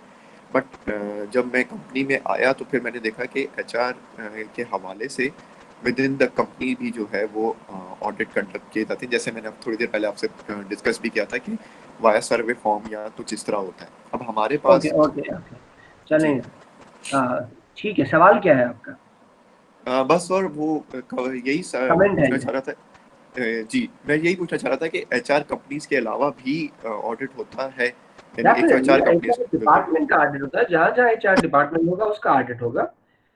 एचआर कंपनी तो एक ऑर्गेनाइजेशन है, एक एज ए कंसल्टिंग फर्म है जो कि आपको सर्विसेज प्रोवाइड कर रही है, तो उसका ऑडिट तो नहीं होगा। वहाँ जो वो सर्विस प्रोवाइड कर रही है, डेफिनेटली जब वहाँ का ऑडिट होगा तो जरूर जो है वो भी ऑडिट में शामिल होंगे। उनके जो प्रैक्टिसेस है वो भी वहाँ शामिल होंगी कि आपने आउटसोर्सिंग कितना की हुई है, कितने एम्प्लॉइज आपके परमानेंट है, ये सारी चीजों का ऑडिट होगा, डेफिनेटली होगा। अच्छा जी, तो हम excuse me sir, Mohammad Ahmad साहब जी। सर किसी कंपनी में बहुत कम एम्प्लॉयज हैं लेकिन एचआर के 3-4 बंदे हैं और वो ऑडिट करना चाहते हैं, तो फिर उसका ऑडिट किस तरीके से होगा? वो मतलब कि एक जर्नल को अकाउंटेंट ही ऑडिट करेगा या किसी कंपनी को हायर करना पड़ेगा? देखो, इतना छोटी कंपनी जो है जिसके अंदर 2-3 बंदे हों, आमतौर पर तो वो एचआर ऑडिट के बारे में सोचती नहीं है। सबसे पहले तो वहाँ के लोग एचआर के बारे में नहीं सोचते। तो अब आप ऑडिट की जो बात है ना, ये ऑडिट वाली बात तब आती है कि वहाँ के जो लोग हैं, जो टॉप मैनेजमेंट है, वो आपके ऑडिट एचआर डिपार्टमेंट को इम्प्रूव करना चाहे, तो तभी जो है ये हो सकता है। वो आपके यहाँ कोई मैनेज ऑडिट की टीम है क्या? इंटरनल ऑडिट है आपके पास कोई डिपार्टमेंट इंटरनल ऑडिट का? यस सर, हमारे अहमद से बात करने में जरा, मोहम्मद अहमद ये बात करेंगे, फिर बाकी आप लोगों से बाद में बात करते हैं। आपके यहाँ कोई इंटरनल ऑडिटर डिपार्टमेंट है? नो सर, हमारे यहाँ नहीं है। नहीं है ना? तो अब आपका जो इंटरनल ऑडिट के लिए कोई टीम आती है करने के लिए? नहीं सर। कौन सी कंपनी है? सर ग्लास कंपनी है, तारिक। तो सर वो कंपनी तो लाहौर में, फ्रेंचाइज यहाँ पर है हमारा। अच्छा अच्छा अच्छा। हाँ, तो यहाँ पे सिर्फ सेल्स की टीम होती है, यहाँ पे सिर्फ सेल्स की टीम होती है। सिर्फ सेल्स की टीम होती है, तो मेरे ख्याल में उनका ऑडिट मेनली वहीं पे आपके हेड ऑफिस में ही हुआ होता होगा, तो जिसके बारे में शायद आपको ज्यादा इल्म नहीं होगा। नहीं सर, मुझे नहीं पता उसका। ठीक है जी, तो आगे बढ़ते हैं जी। ये कुलसूम उस्मान कौन है जी हमारे साथ? कुलसूम उस्मान सर बोल रहे हैं जी। कुलसूम आप कोई जरा कमेंट करें, आपने कोई सवाल पूछा? सर नहीं नहीं सर, मैंने तो कुछ नहीं पूछा। फिर आप क्या सोने आई हैं सर यहाँ मैं पे? ये नो सर, सॉरी सर। हाँ पूछो। इसके नंबर सर होंगे, मैं आपको 10 नंबर की क्लास पार्टिसिपेशन होगी। जी जी हाँ बोले। सर, एचआर ऑडिट मतलब एक तरह से हम लोग जैसे ऑडिट का जैसे होता है कि ज्यादातर से अकाउंटिंग से रिलेटेड होता है, तो एचआर ऑडिट से मतलब ये थोड़ा सा मुझे ना इसमें कंफ्यूजन है, तो आप बता दें कि मतलब क्या होगा एचआर ऑडिट, उसमें सारा मतलब मैनेजमेंट वगैरह होती है, और इस चीज का थोड़ा सा कर दें, तो आप इतनी देर से क्या सुन रही बता हैं? दें। सर इतनी वो तो देर मैं से सुन रही हूँ लेकिन फिर वही सवाल आप क्यों पूछ रही हैं जो कि आप इतनी देर से सुन रही हैं, उसके जवाब इतने लोगों ने तो दिए हैं। या सर आप एक चीज, अपने कमेंट से बचने के लिए आपने सवाल पूछ लिया? नहीं नहीं, मैं ऐसा आप पूछ लें मुझसे जो पूछना चाह रहे हैं आप। नहीं मैं कुछ नहीं पूछना चाह रहा, मैं तो जस्ट आपसे कमेंट लेना चाह रहा हूँ कि आप कुछ ऐड करना चाह, आप कहीं किसी कंपनी में काम करती हैं क्या? नहीं सर, मैं कहीं जॉब नहीं करती एक्चुअली, मेरा कोई एक्सपीरियंस नहीं है, तो मुझे इस अच्छा बारे में कुछ पता नहीं है, तो मैं कहीं पे भी नहीं जॉब करती। इवन मैंने बीबीए भी किया हुआ है और एमबीए भी मैं कर रही हूँ, लेकिन मैंने कहीं कभी भी जॉब नहीं की। क्यों नहीं किया आपने जॉब, या करनी नहीं है आपको? सर नहीं करनी वैसे नहीं है मुझे, मतलब वैसे ही मैं एमबीए मेरा शौक था करने का, तो इसलिए कर रही हूँ। मुझे मतलब फैमिली से अलाउ भी नहीं है जॉब करना, इसलिए नहीं कर रही। चले ओके। जी जी जी तो कुलसुम सर ये हसन आप हैं हमारे एक साथ, एक मिनट भाई, कुलसुम वो लोग जो बोल नहीं रहे जरा मैं उनको जरा जगा दूं जरा। अस्सलाम वालेकुम sir. Kulsum Hasan sir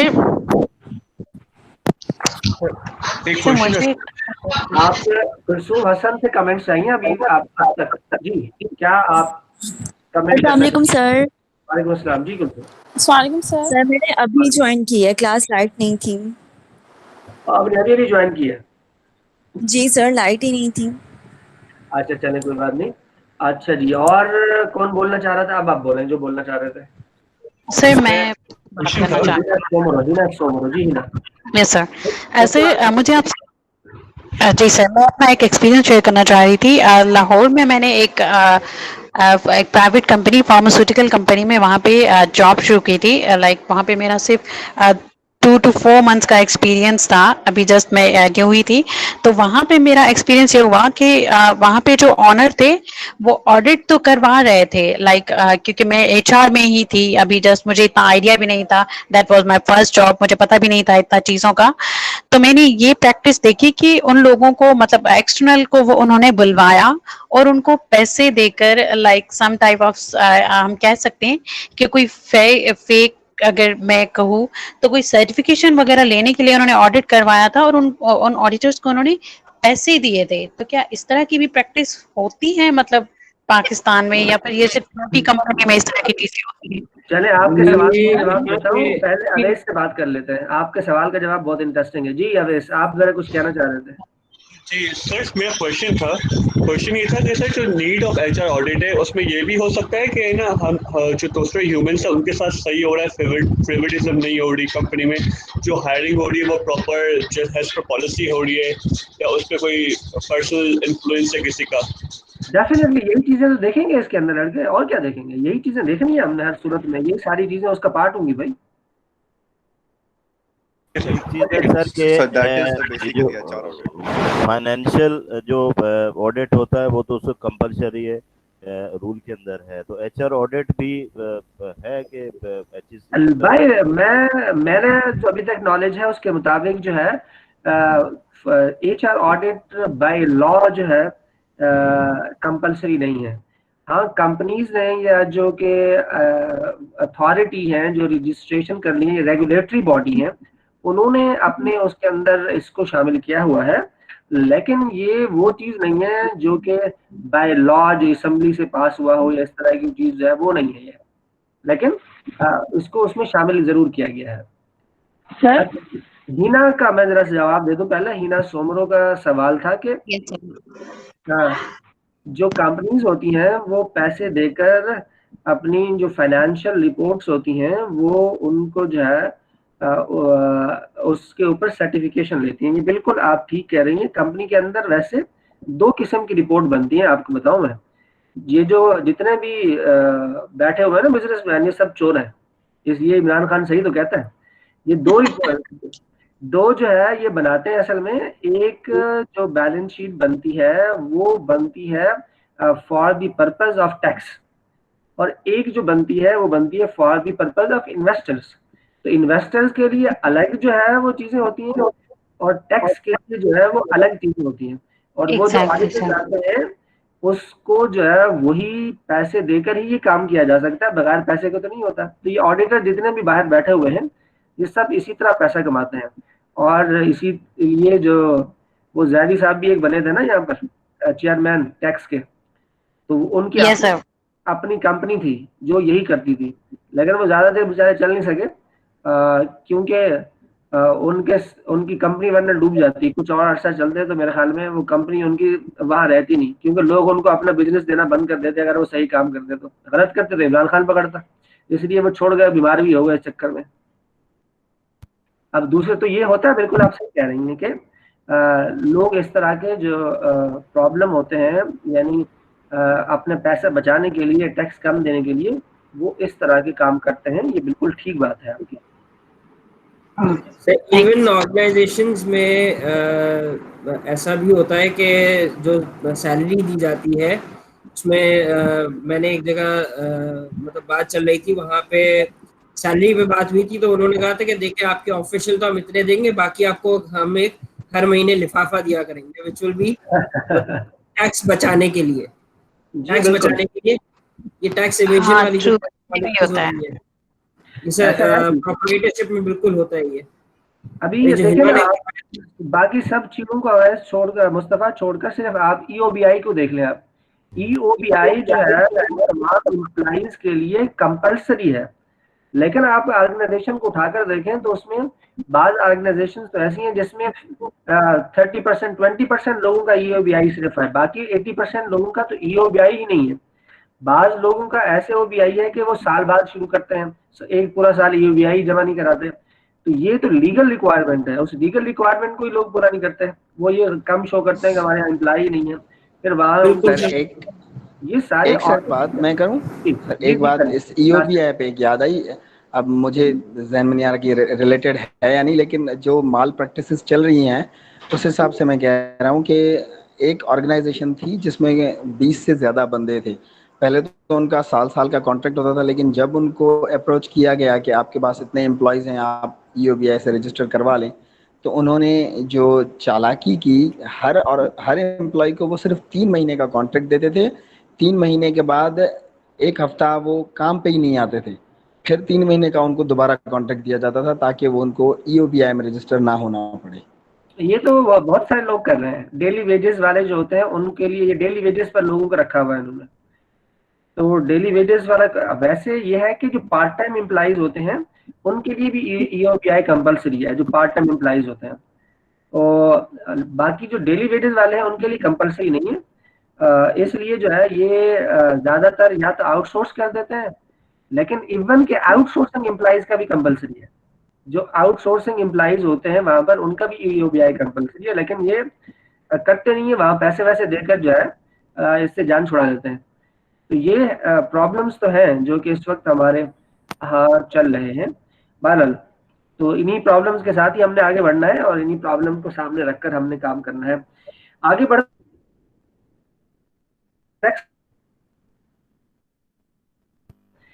HR audit की ये 4 टाइप्स यहाँ पे मैं डिस्कस कर रहा हूँ, वैसे तो इसके अलावा भी बहुत सारी होती हैं। इसमें पहली जो टाइप है that is the compliance audit. आप बहुत सारे लोग जिस ऑडिट की बात कर रहे हैं या जो ऑडिट आप लोगों ने देखे हैं, वो ऑडिट जो है वो होते हैं related to the compliance, related to the rules, जो पॉलिसीज होती हैं ऑर्गेनाइजेशन के अंदर, या जो गवर्नमेंट की जो लीगल लॉज होते हैं उनको इम्प्लीमेंट करने के लिए ये कंप्लायंस ऑडिट होता है, जिसके अंदर ये देखा जाता है कि क्या तमाम लॉज जो है according to the law practice हो रही हैं, या जो पॉलिसीज कंपनी की है वो बनाई गई है उसके मुताबिक जो है वो लोग प्रैक्टिस कर रहे हैं या नहीं कर रहे हैं। तो ये सारी चीज़ों को इम्प्लीमेंट करने के लिए जो है जो implementation of the laws and policies होती हैं वो चेक करने के लिए आमतौर पर कंप्लायंस ऑडिट होता है। और मेरा ये ख्याल है, मैं ये समझता हूँ कि ज्यादातर कंपनीज जो है इसी के ऊपर काम कर रही हैं। अब आप लोग इसके ऊपर कंप्लायंस ऑडिट के ऊपर जरा बताएं।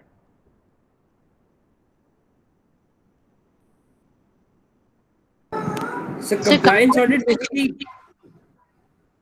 हिना बोली ये यूनुस सर मैं ये कंप्लायंस और ऑडिट की हम एग्जांपल इस तरह से दे सकते हैं जैसे टैक्सेशन की और एफपीआर की अगर हम बात करें, क्योंकि मोस्ट ऑफ द टाइम जो होते हैं फाइलर और नॉन फाइलर टैक्स नहीं जमा कराते, तो क्या ये एग्जांपल आ सकती है इसमें कंप्लायंस ऑडिट? कंप्लायंस ऑडिट के अंदर जो है ये एग्जांपल अगर आप उसके लिहाज से देखेंगे तो जो क्या कहते हैं जो टैक्स कलेक्शन अथॉरिटी है वो तो इस तरह की चीजें देख सकती है किसने जमा कराया किसने नहीं जमा कराया, लेकिन ये जो हम बात कर रहे हैं विद इन द ऑर्गेनाइजेशन हम बात कर रहे हैं। विद इन द ऑर्गेनाइजेशन जो लॉज होते हैं उसकी इम्प्लीमेंटेशन की बात हो रही है। तो सर मैं यहाँ एक बात ऐड करना चाहूँगी सर जी इरम फातिमा आप बोलिए। जी सर, जो अभी हिना ने बात की सर, मैं उस बात पे ये कहना चाहूंगी कि जो जैसे टैक्सेशन की बात की गई, तो जो फाइनेंशियल ऑडिट हो रहे होते हैं उसमें मोस्टली अगर आपके एम्प्लॉइज बहुत ज्यादा होते हैं और उनकी वेजेस को जो है वो काउंट किया जा रहा होता है जो टैक्स के उसमें एरिया में आ रहे होते हैं, तो सर उस पर ये चीज ऑडिट में चेक की जा रही होती है कि आया आपका जो है वो टैक्स पे किया जा रहा है कि नहीं किया जा रहा है, ये उसमें मेंशन होता है सर। और ऑडिट में जो है इस चीज को जो है वो चेक किया जा रहा होता है, क्योंकि मैं गवर्नमेंट के एक इदारे से वाबस्ता रही हूँ तो मुझे पता है इस बात का कि इवन आपका स्टाफ उसकी सैलरी और उसके टैक्सेशन को जो है जो भी ऑडिटर आता है वो उसको मॉनिटर करता है बाकायदा, और अगर ना हो तो वो हाईलाइट करके आपकी रिपोर्ट में जो है वो मेंशन करके जाता है ये चीज। यानी यही हुआ रूल्स एंड जो है जो कि गवर्नमेंट की तरफ से बने हैं वो भी उसी में ही शामिल होंगे। तो जैसे सर कह रहे थे कि इसमें नहीं हो सकता, आप यही कह रहे थे सर? रूल्स एंड रेगुलेशन जो गवर्नमेंट की तरफ से बने हुए हैं उसको कंपनी ने इम्प्लीमेंट करना है। फर्ज करो कि कंपनी ने टैक्स काटना है तमाम एम्प्लॉइज का और कंपनी खुद जमा कराना चाहती है, तो डेफिनेटली तमाम एम्प्लॉइज का टैक्स काटना कंपनी के लिए कंपल्सरी है और वो जमा कराएगी। लेकिन जो उसका रिस्पॉन्सिबल है वो इंडिविजुअल है, कंपनी उसकी रिस्पॉन्सिबल नहीं है।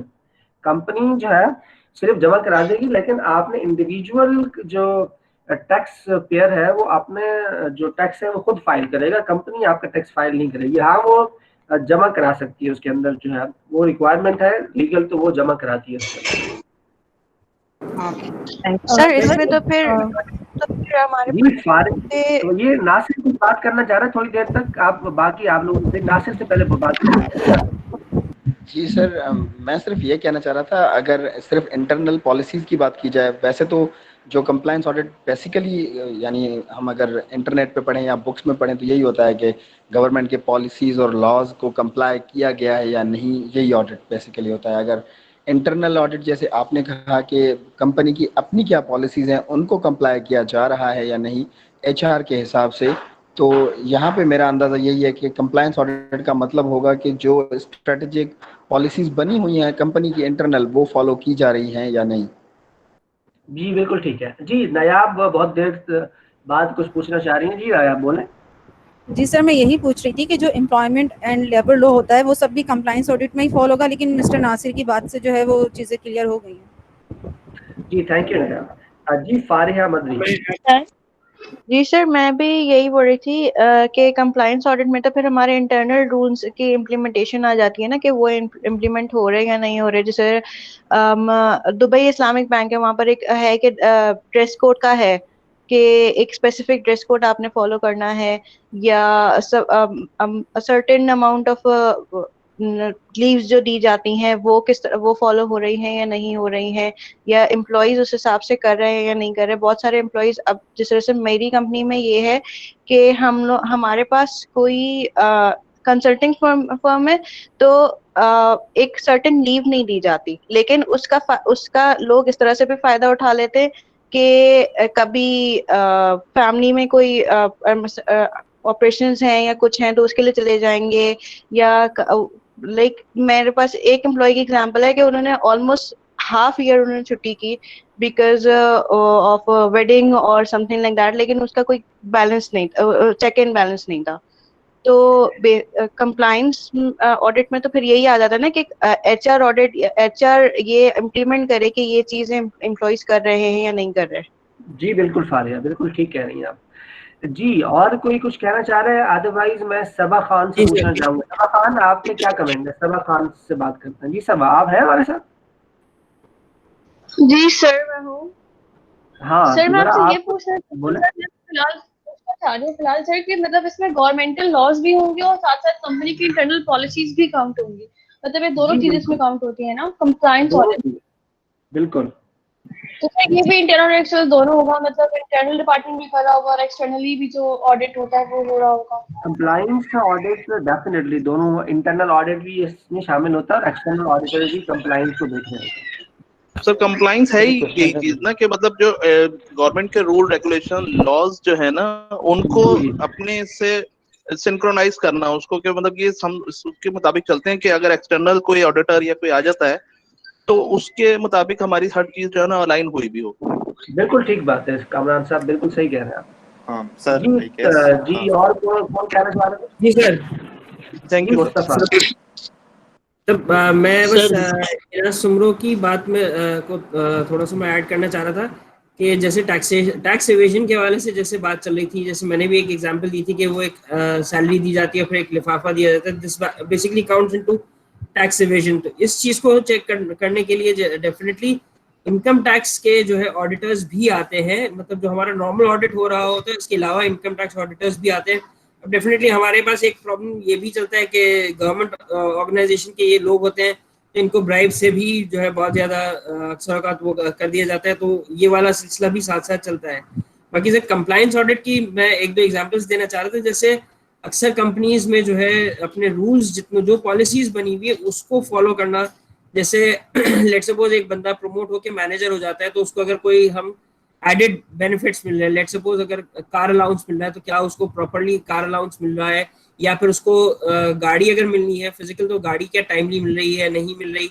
या जैसे एक ऑर्गेनाइजेशन में जैसे मैं था वहां पे 3 लेट पे 1 छुट्टी कट जाती थी, तो ये सब चीजें भी इस किस्म की होती थी कि अगर मंथ में अगर आपकी 3 लेट होती है तो क्या आया ये चीज बिल्कुल एक्चुअल ट्रू स्पिरिट में ये फॉलो हो रही है। ये जितनी भी इंटरनल पॉलिसीज जो कंपनी की होती हैं इसका जो ऑडिट होता है that will be known as compliance audit. ठीक है जी। तो सर मेरा जी जनाब अब्दुल हुसैन साहब। Sir thank you. सर मेरा सवाल ये है कि जो कंप्लायंस ऑडिट होता है वो बेसिकली रेगुलेटरी जो बॉडी होती है उसका ही किया जाता है, मगर सर हमारे यहाँ एक बहुत बड़ा प्रॉब्लम ये है कि जो रेगुलेटर है उसके पास खुद सिस्टम्स इतनी नहीं होती है तो वो कैसे जज करे चीजों को, किस तरह चलाए, तो ये एक बहुत बड़ा फिला है हमारे पास। तो कंप्लायंस तो होता ही नहीं है इस वजह से। वो हिना जो कह रही थी इसलिए तो वो कह रही थी कि जो है वो ये लोग आते तो हैं ऑडिटर्स, लेकिन वो पैसे लेके चले जाते हैं। अगर प्रॉपरली वो काम करें और प्रॉपर ऑडिट हो तो ये सारी चीजें होंगी। यहाँ पे तो इम्प्लीमेंटेशन का मसला है ना अब्दुल हुसैन। लाशा तो चले बने हुए हैं लेकिन उसको इम्प्लीमेंट करना, और जो लोग नहीं कर रहे होते पैसे दे के बच जाते हैं। सर एक क्वेश्चन है सर, जैसे आपने कहा कि बहुत सारे लोग पैसे लेके चले जाते, सर इसको रोकने के लिए हमें क्या करना चाहिए? इसको रोकने के लिए हम कुछ भी नहीं कर सकते, गवर्नमेंट कुछ कर सकती है। इमरान खान करेंगे। नहीं सर, वो गवर्नमेंट की मतलब कौन सी गवर्नमेंट पॉलिसी करेगी या फिर हम जो कर सकते हैं वो ये कर सकते हैं कि अपने आप को सही कर ले, खुद को सही कर ले, तो शायद फिर आहिस्ता आहिस्ता सारे लोग सही होना शुरू हो जाएंगे। तो हमें सर जिस तरह चीज को सही करना पड़ेगा। सर जिस तरह फाइनेंस के ऑडिट कंपलसरी है, अगर इसी तरह से अगर एचआर का ऑडिट भी हम कंपलसरी कर दे, सॉरी हम कह रही हूँ गवर्नमेंट की अगर कंपलसरी कर दे तो फिर मे भी ये चीजें कम हो। हाँ लेकिन देखिए वो जो कंपलसरी है फाइनेंस का ऑडिट उससे भी तो कोई फायदा नहीं हो रहा ना, क्योंकि वो भी तो दरमियान में जो ऑडिटर्स हैं वो पैसे लेकर सर्टिफिकेशन कर रहे हैं लोगों की कि भाई हाँ ये ठीक है, उसमें भी तो लोग पैसा खा रहे हैं। तो जी कामरान साहब आप कुछ कहना चाह रहे हैं? सर ये बोलना चाह रहा था कि जो इम्प्लीमेंटेशन की बात हो रही थी ना, तो ये है तो इररिलेवेंट बात जो अभी मैं करने जा रहा हूँ, वो है ये कि एक सिटिंग जज एक गैर कानूनी चीज को पकड़ता है किसी हॉस्पिटल से और वहां पर वो चीज शहद में कन्वर्ट हो जाती है, तो इस सिस्टम का या इसका कौन जो है ना वो इम्प्लीमेंट करेगा, ये सबको मालूम भी है और सब बोलना भी नहीं चाहते। इसको मैं बड़ा वाज़ेह अल्फाज में, मतलब ये हर चीज हो सकती है, हर चीज पॉसिबल है जब ऊपर से एक चीज। और जहां तक गवर्नमेंट का सवाल है, उनके साथ के लोग बाहर निकल गए हैं, मतलब बहुत सारे केसेस चल रहे हैं, कोई उन पे हाथ नहीं डालता। मैं गैर का मतलब गैर सियासी बातें हैं ये सारी, मतलब मैं किसी एक की तरफ नहीं हूँ, मैं वो बता रहा हूँ कि इम्प्लीमेंटेशन जो है ना ये सारी गवर्नमेंट और हमारे ऊपर वालों के हाथ में है। जब ऊपर से फ्लो सही आएगा ना तो नीचे वाले भी सही सही काम करेंगे। बिल्कुल सही कह रहे हैं आप, थैंक यू वेरी मच। ऐसी बात नहीं है, थैंक यू। यहाँ पे ऐड किया हुआ है कि चैरिटी जो है, अब्दुल हुसैन ने कहा है कि हाँ बिल्कुल, आप खुद से सबसे पहले आप खुद को सही करेंगे, तभी जाकर आहिस्ता आहिस्ता तब्दीली बाहर में आएगी। आप खुद को सही करेंगे ना, फिर दूसरों को बोलेंगे तो वो भी सही होना शायद शुरू हो जाए। जब आप खुद सही होंगे और लोगों को बोलते रहेंगे कि आप सही हो जाएंगे, तो कोई भी सही नहीं होगा। ये एक ओवरऑल स्ट्रैटेजी है जिसको आपको लेके चलना होगा। वैसे मुझे एक अगर मुझे एग्जैक्टली याद है तो शायद मलाइशियन जो थे, उनके जो वजीर आजम थे, उन्होंने महातीर मोहम्मद ने स्टार्ट में जब शुरू किया था मलेशिया को सही करना, तो उसमें ये कहते हैं कि उसने जो है पब्लिक के लिए 2 रूल बनाए थे। वो लोग जिनकी उम्र जो है वो 40 साल से ऊपर है उनके लिए अलग रूल था, और वो लोग जिनकी उम्र 40 साल से नीचे है उनके लिए अलग रूल था। जो 40 साल से ऊपर वाले थे उनको रूल बनाया गया था उनको डायरेक्टली पनिशमेंट करना, कि वो कभी भी जब भी कोई गलती कर रहा होगा उसको फौरी तौर पर जो है उसको पनिश किया जाए, और इतना फाइन या पनिशमेंट दी जाए कि वो दोबारा सोचे नहीं उस काम को करने के लिए। और जो उससे नीचे के लोग हैं उनके लिए उन्होंने जो है लेक्चर अरेंज किए, उनके लिए मोटिवेशन के ऊपर काम किया, कि उनको मोटिवेट करें कि वो हमारे जो लॉज हैं उनको जो है एक्सेप्ट करें और कोई इलीगल एक्टिविटी ना करें। क्योंकि कहते ये हैं कि 40 साल से उम्र ऊपर बढ़ जाए तो बंदे के अंदर रिजिडिटी आ जाती है, और वो वही चीजें आमतौर पर कर रहा होता है जो कि वो पूरी जिंदगी प्रैक्टिस करता चला आ रहा है। उसके अंदर चेंजेस लाना जो है वो मुश्किल होता है, जबकि यंग जो लोग होते हैं उनके अंदर चेंजेस लाना थोड़ा सा आसान होता है, उनको आप चेंज कर सकते हैं। तो ये इस तरह की चीजें कुछ स्ट्रेटेजी की जा सकती है, लेकिन फिर स्टार्ट आपको खुद सही करना होगा। पहले हम खुद सही होंगे तो बाकी चीजें खुद ब खुद ही सही होना शुरू हो जाएंगी। जी जी सर, एक सवाल था सर मेरा। जी अरेज बोले। जी सर, क्वेश्चन ये था कि एचआर ऑडिट में एचआर की हमने परफॉर्मेंस फंक्शंस की तो बात कर ली sir, but sir sometime companies में ऐसा होता है कि है ना बंदा है ना हायर होता है कुछ और पोजीशन के लिए, और उसकी जो रिस्पॉन्सिबिलिटीज होती है और उससे जो काम लिया जाता है वो कुछ और लिया जाता है, तो मतलब है ना उनको लो ग्रेड हायर करते हैं और हाई ग्रेड का काम लेते हैं, तो वो भी एचआर ऑडिट का पार्ट होना चाहिए सर? वो ये सारी चीजें बिल्कुल एचआर ऑडिट का पार्ट होती हैं लड़के।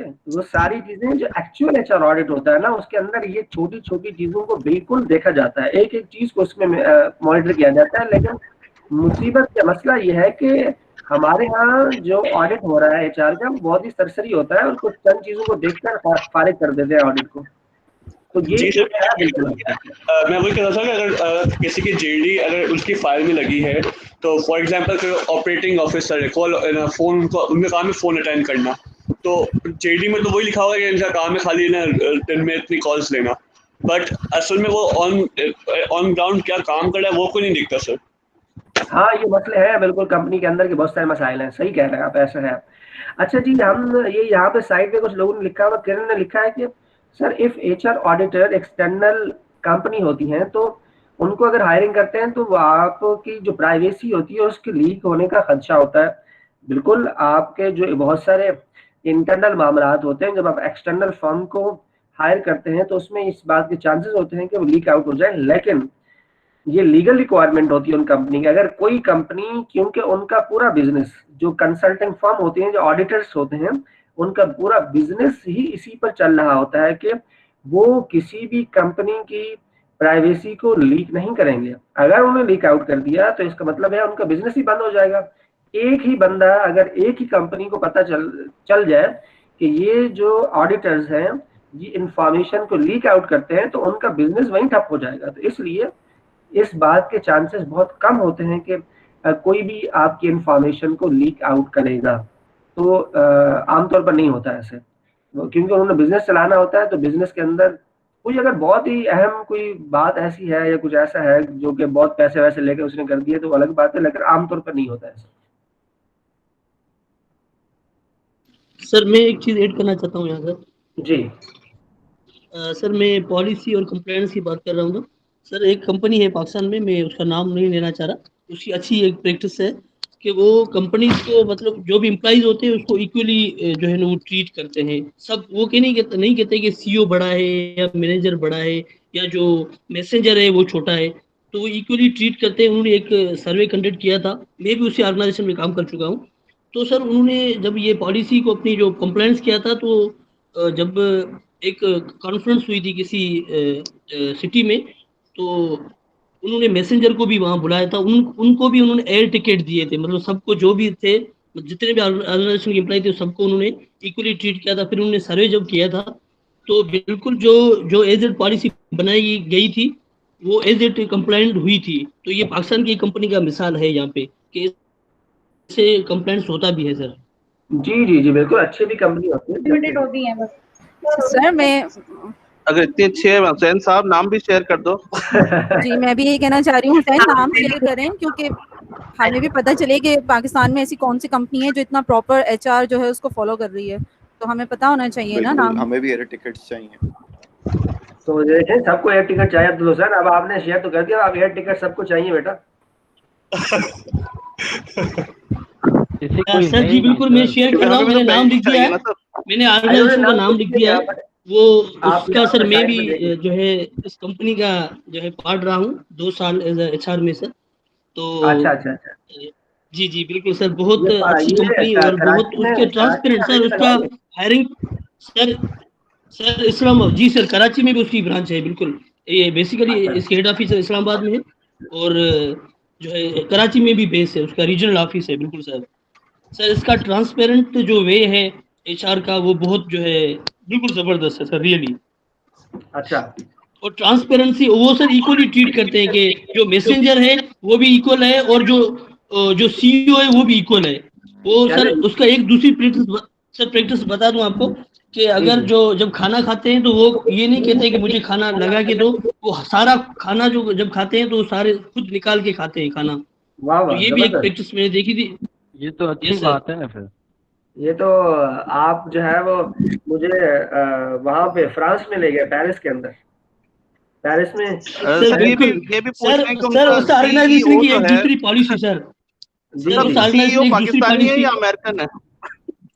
हाँ ना पाकिस्तानी है ऑर्गेनाइजेशन जो है पाकिस्तानी है सर। उसकी एक अच्छी पॉलिसी ये है कि उन्होंने पॉलिसी बनाई हुई जो डिसेबल जो पर्सन होंगे उसको फ्रंट डेस्क का ऑफिसर बनाएंगे, जो भी डिसेबल होगा वो अभी भी इम्प्लीमेंट है। अभी भी पूरे पाकिस्तान में जो भी डिसेबल लोग हैं और जो क्वालिफाइड डिसेबल लोग हैं उनको वो फ्रंट डेस्क ऑफिसर बनाते हैं, अभी तक वो है। अच्छा लगता है एडवर्टाइजमेंट कर रहे हैं आपको कोई कमीशन वगैरह तो नहीं दी है इसमें कंपनी ने? नहीं बिल्कुल ये अच्छी बात है, हालांकि मैं तो रिजाइन कर चुका हूँ उससे, मगर बेसिकली ये अच्छी ऑर्गेनाइजेशन है। और इस ऑर्गेनाइजेशन पे जेबिस ने मुख्तलिफ जो है वो ऑर्गेनाइजेशन ने रिसर्च भी की है, वो अच्छी ऑर्गेनाइजेशन है। चलें जी गुड। तो मैं आपके साथ अपना एक पेरिस का वाकया शेयर कर रहा था कि जब मैं पेरिस के होटल में रहा, आपको पता है होटल के अंदर जो है अगर पाकिस्तानी किसी होटल में जाए तो क्या करना होता है, आप लोगों को हर चीज सर्विस मिल रही होती है।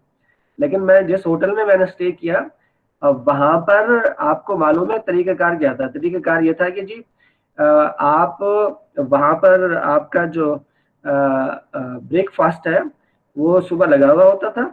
आपने अपने बर्तन उठाने हैं, वहां से ब्रेकफास्ट लेना है। ब्रेकफास्ट आपने खाने के बाद आपने उन बर्तन को दोबारा खुद धोना है और धोने के बाद वापस उसी तरह वहां पर साफ सुथरा धोकर वापस रखना है। तो ये प्रैक्टिस मैंने वहां पर जो है वो देखी कि आप खाना भी खुद लेंगे और साथ में वो जो बर्तन आपने उठाए हैं उन बर्तन को खुद साफ भी करेंगे, अपनी टेबल को भी साफ करके उसको डस्टबिन के अंदर भी आप डालना आपकी जिम्मेदारी है। तो ये वहां पर मैंने पेरिस के होटल के अंदर ये चीज मैंने देखी थी, वहां पर इस तरह था जो कि एक अच्छा जो है वो मुझे लगा कि वहाँ जो लोग काम कर रहे थे सिर्फ वो नहीं कर रहे थे, बाकी बाकी सब लोग खाने वाले भी तो काम कर रहे थे उनके साथ साथ। आगे बढ़ते हैं मेरे ख्याल है थोड़ा सा। कंप्लाइंस ऑडिट के बाद हमारे पास होता है HR फंक्शनल स्पेसिफिक ऑडिट, कि जो HR के जो डिफरेंट फंक्शंस हैं उनका ऑडिट किया जाए कि प्लानिंग कैसे हो रही है, रिक्रूटमेंट कैसे हो रही है, सिलेक्शन कैसे हो रही है, लोगों को मोटिवेट कैसे किया जा रहा है, ट्रेनिंग एंड डेवलपमेंट के क्या प्रोसेस एंड प्रोसीजर्स हैं, कंपनसेशन या परफॉर्मेंस को कैसे देखा जा रहा है।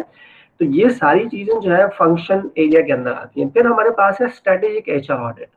स्ट्रेटेजिक HR ऑडिट के अंदर जो है वो अलाइनमेंट ऑफ द एक्टिविटी है, क्या जो डिफरेंट एक्टिविटीज फंक्शनल लेवल पे परफॉर्म हो रही हैं क्या वो अलाइन है विद द बिजनेस लेवल और द कॉर्पोरेट लेवल, इसके अलाइनमेंट को जो है वो देखा जा रहा है। और इसी तरह जो HR की जो फंक्शंस हैं उनका आपस में अलाइनमेंट जो है उसको भी इस ऑडिट के थ्रू आप चेक कर सकते हैं। मतलब यह है the contribution of the HR activities to the organisation objective, इसको खास तौर पर इस स्ट्रेटेजिक HR ऑडिट के अंदर देखते हैं। Then we have best practices audit. Best practice audit से मुराद ये है कि उसी तरह जो कि हम पहले मैं डिस्कस कर चुका हूँ कि आप किसी दूसरी कंपनी की जो कि मशहूर प्रैक्टिसेस होती हैं, फर्ज करो कहीं पर कंपनसेशन पैकेज बहुत अच्छा है तो वो आप उस कंपनी से वो वाला हिस्सा उठा लेंगे। किसी कंपनी में रिक्रूटमेंट प्रोसेस बहुत अच्छा बना हुआ है, वहां से वो उठा लेंगे। किसी कंपनी के अंदर परफॉर्मेंस मैनेजमेंट सिस्टम बहुत अच्छा बना हुआ है, वहां से वो उठा लेंगे। तो इस तरह जो बेस्ट प्रैक्टिसिंग है उनको उठाकर उनको सामने रखकर फिर आप उस कंपनी के ऑडिट के लिए आगे जो है वो जा रहे होते हैं और उस कंपनी का ऑडिट कर रहे होते हैं।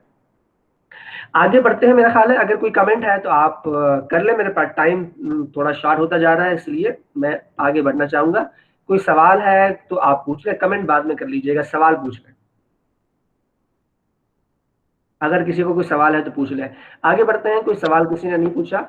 What to do, what to audit. Audit में क्या चीजें आमतौर पर देख रहे होते हैं, ये देखते हैं जी any weakness in the HR में कोई वीकनेस है तो उसको आइडेंटिफाई करते हैं। HR एम्प्लॉइज की जो स्किल्स होते हैं उसके ऊपर बात करते हैं। जो HR में लोग काम कर रहे हैं क्या उनकी स्किल्स जो है HR से रिलेवेंट है, क्या वो कैपेबल है, कॉम्पिटेंट है HR की प्रैक्टिसेस को जो है इम्प्लीमेंट करने के लिए या उन प्रैक्टिसेस को या पॉलिसीज को डिजाइन करने के लिए। लास्ट सूट्स के हवाले से होती हैं कि ऐसा तो नहीं है कि आप कंपनी के जो लीगल मैटर्स हैं वो लीगल लॉ जो है वो इम्प्लीमेंट नहीं हो रहे हैं तो उसके हवाले से आप कर रहे होते हैं। Miss classification of job positions, job position है उसकी क्लासिफिकेशन या कैटेगरीज जो है वो ठीक नहीं है, हायरार्की में कोई प्रॉब्लम है, उसको आप देख सकते हैं। पर्सनल फाइल जो है उसके अंदर जो इंफॉर्मेशन है वो प्रॉपर और सही इंफॉर्मेशन अवेलेबल नहीं है। अटेंडेंस पॉलिसीज जो है जो प्रोहिबिटेड पॉलिसीज हैं उसका आप विजिट कर सकते हैं। रिकॉर्ड की एक्यूरेसी जो है उसको देख सकते हैं। रिक्रूटमेंट और सिलेक्शन के जो प्रैक्टिसेस हैं उसको हम प्रॉपर देख सकते हैं। और भी बहुत सारी चीजें हो सकती हैं जिसको हम देख सकते हैं। इसके अलावा जो है हमारे पास HR ऑडिट के कंसेप्ट में सबसे पहले where does the company want to be. तो सबसे पहला ये है कि ये देखना जरूरी है जब HR ऑडिट के लिए करने के लिए जा रहा हूँ तो कंपनी जो है उसके जो मिशन है उसके जो ऑब्जेक्टिव है वो कहाँ जाना चाहती है उसको देखना बड़ा जरूरी है। जब तक वो कंपनी के ऑब्जेक्टिव नहीं होंगे उस वक्त तक हम जो है आगे नहीं बढ़ सकते। फिर skills required and skills available, ये रिसर्च गैप, ये गैप की बात कर रहे हैं हम। कंपनी के जो ऑब्जेक्टिव्स होते हैं उनको सामने रखकर स्किल्स जो रिक्वायर्ड होती हैं जी उन ऑब्जेक्टिव को अचीव करने के लिए ये हमें स्किल्स सेट चाहिए जो रिक्वायर्ड है। फिर आप देखते हैं कि आपके पास स्किल सेट अवेलेबल कितना है और फिर उनके दरमियान में आप गैप आइडेंटिफाई करते हैं। Then system capacity in present, short term and long term. जो आपके यहाँ सिस्टम्स चल रहे हैं चाहे वो सॉफ्टवेयर्स हैं या उसके अलावा इंफॉर्मेशन सिस्टम्स कोई मौजूद हैं तो उनकी जो कैपेसिटी होती है शॉर्ट टर्म, लॉन्ग टर्म और प्रेजेंट, उसको आप देख रहे होते हैं। Current level of HR effectiveness को आप जज करते हैं कि इस वक्त जो HR है उसका करंट लेवल क्या है, उसकी पोजीशन क्या है, किस लेवल पे काम कर रहा है, स्टेटस क्या है इफेक्टिवनेस का, उसको आप जो है देख सकते हैं। इस तरह structure to manage HR department. HR department का जो स्ट्रक्चर है वो किस तरह काम कर रहा है, उसका अपने स्ट्रक्चर की बात होगी। Then learning culture and top management, तो क्या वहां पर ऑर्गेनाइजेशन के अंदर लर्निंग कल्चर है कि टॉप मैनेजमेंट की सपोर्ट है HR को। तो ये सारी चीजें मिलकर HR ऑडिट के कंसेप्ट्स को बनाती हैं। अगर इसमें से ये चीजें ना हो तो HR ऑडिट जो है हमारे लिए किसी काम का नहीं है। Then who should conduct audit, internal auditors करते हैं, एक्सटर्नल ऑडिटर्स करते हैं, both internal and external auditors मिलकर भी इसको कर रहे होते हैं। तो ये कुछ वो लोग हैं जो कि ऑडिट को कंडक्ट करते हैं। HR ऑडिट का प्रोसेस क्या है, एक प्रोसेस यहाँ पर बताया गया है। डिटेल में हम जो है आगे चल के जो हमारा लेक्चर उसके अंदर हम बात करेंगे, लेकिन अभी फिलहाल जो है जो मैं बात करूंगा वो सिर्फ इस ऑडिट प्रोसेस की हम बात करेंगे।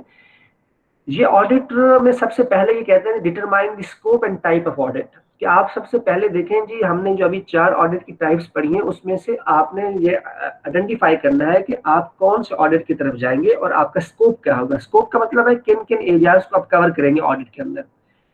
ऑडिट HR में जब आप करने जा रहे होते हैं तो तमाम एरियाज को एक ऑडिट कवर नहीं कर सकता, तो आप या तो आप बोलेंगे कम्प्रीहेंसिव ऑडिट करेंगे। कम्प्रीहेंसिव से मुराद ये है कि तमाम ऑडिट के एरियाज को हम जो है वो देखेंगे। फिर टाइप जो है वो आपने देखिए, उसको हम देख रहे हैं। नंबर 1 सबसे पहले तो आप ये पहला आपका जो है स्टेप 1 है। स्टेप 2 में डेवलप द ऑडिट क्वेश्चनर, आप क्वेश्चनर जो है डेवलप करेंगे ऑडिट के लिए। अब वो क्वेश्चनर कैसे डेवलप होता है वो हम डिटेल में बाद में डिस्कस करेंगे। उससे डेटा कलेक्ट करेंगे, फिर आपकी जो फाइंडिंग है उसको बेंचमार्क करेंगे। बेंचमार्क से मुराद ये है कि बेस्ट प्रैक्टिसेस के साथ उसको जो है मैच करेंगे। Then provide feedback about the result, अपना फीडबैक देंगे। फीडबैक से मुराद ये है कि रिकमेंडेशंस वगैरह जो है वो देंगे आप, और फिर उसकी बेसिस पर आप एक्शन प्लान बनाएंगे, और एक्शन प्लान आप फिर उसको इम्प्लीमेंट करेंगे। Then foster a climate of continuous improvement, तो आपने कंटिन्यूअस इम्प्रूवमेंट का जो क्लाइमेट है, जो कल्चर है, उसको वहां पर लेकर आएंगे, तभी ये जो प्रोसेस है ये आप इसको इम्प्लीमेंट कर सकेंगे। तो आज का जो हमारा कहते हैं जो टॉपिक था, ये आज का जो हमारा लेक्चर था यही इख्तिताम पजीर होता है। आपके अगर अब कोई सवालात है, हमारे पास टाइम है 5 से 7 मिनट, तो हम उसके ऊपर डिस्कशन कर सकते हैं, आपके सवालात के जवाब ले सकते हैं। आपके जो कुछ एडिशनल कमेंट है उनको हम ले सकते हैं। अब आप बात कर सकते हैं। सर मुझे ये पूछना था, यस सर, मैं भी यही पूछ रही थी कि लास्ट बैंक की कोई एग्जांपल आप बता सकते हैं? थोड़ा सा ये वेग और है। किसको? लास्ट वन जो है? Yes sir, last one. Foster a climate for continuous improvement. जी सर। जी, कंटिन्यूअस इम्प्रूवमेंट। देखिए ऑर्गेनाइजेशंस जो होती हैं, आपको पता है ज्यादातर ऑर्गेनाइजेशन, खासतौर पर अगर मैं पाकिस्तान की बात करूं तो पाकिस्तान के अंदर स्टेटस को के ऊपर काम, जो हजारों साल से प्रैक्टिसेस चल रही हैं, हजारों साल वैसे मैंने बहुत ज्यादा कह दिया, जो कि बहुत साल से प्रैक्टिसेस चल रही हैं, वो प्रैक्टिसेस अभी तक वैसे की वैसे है, उसके अंदर लोग इम्प्रूवमेंट ही नहीं लाना चाहते।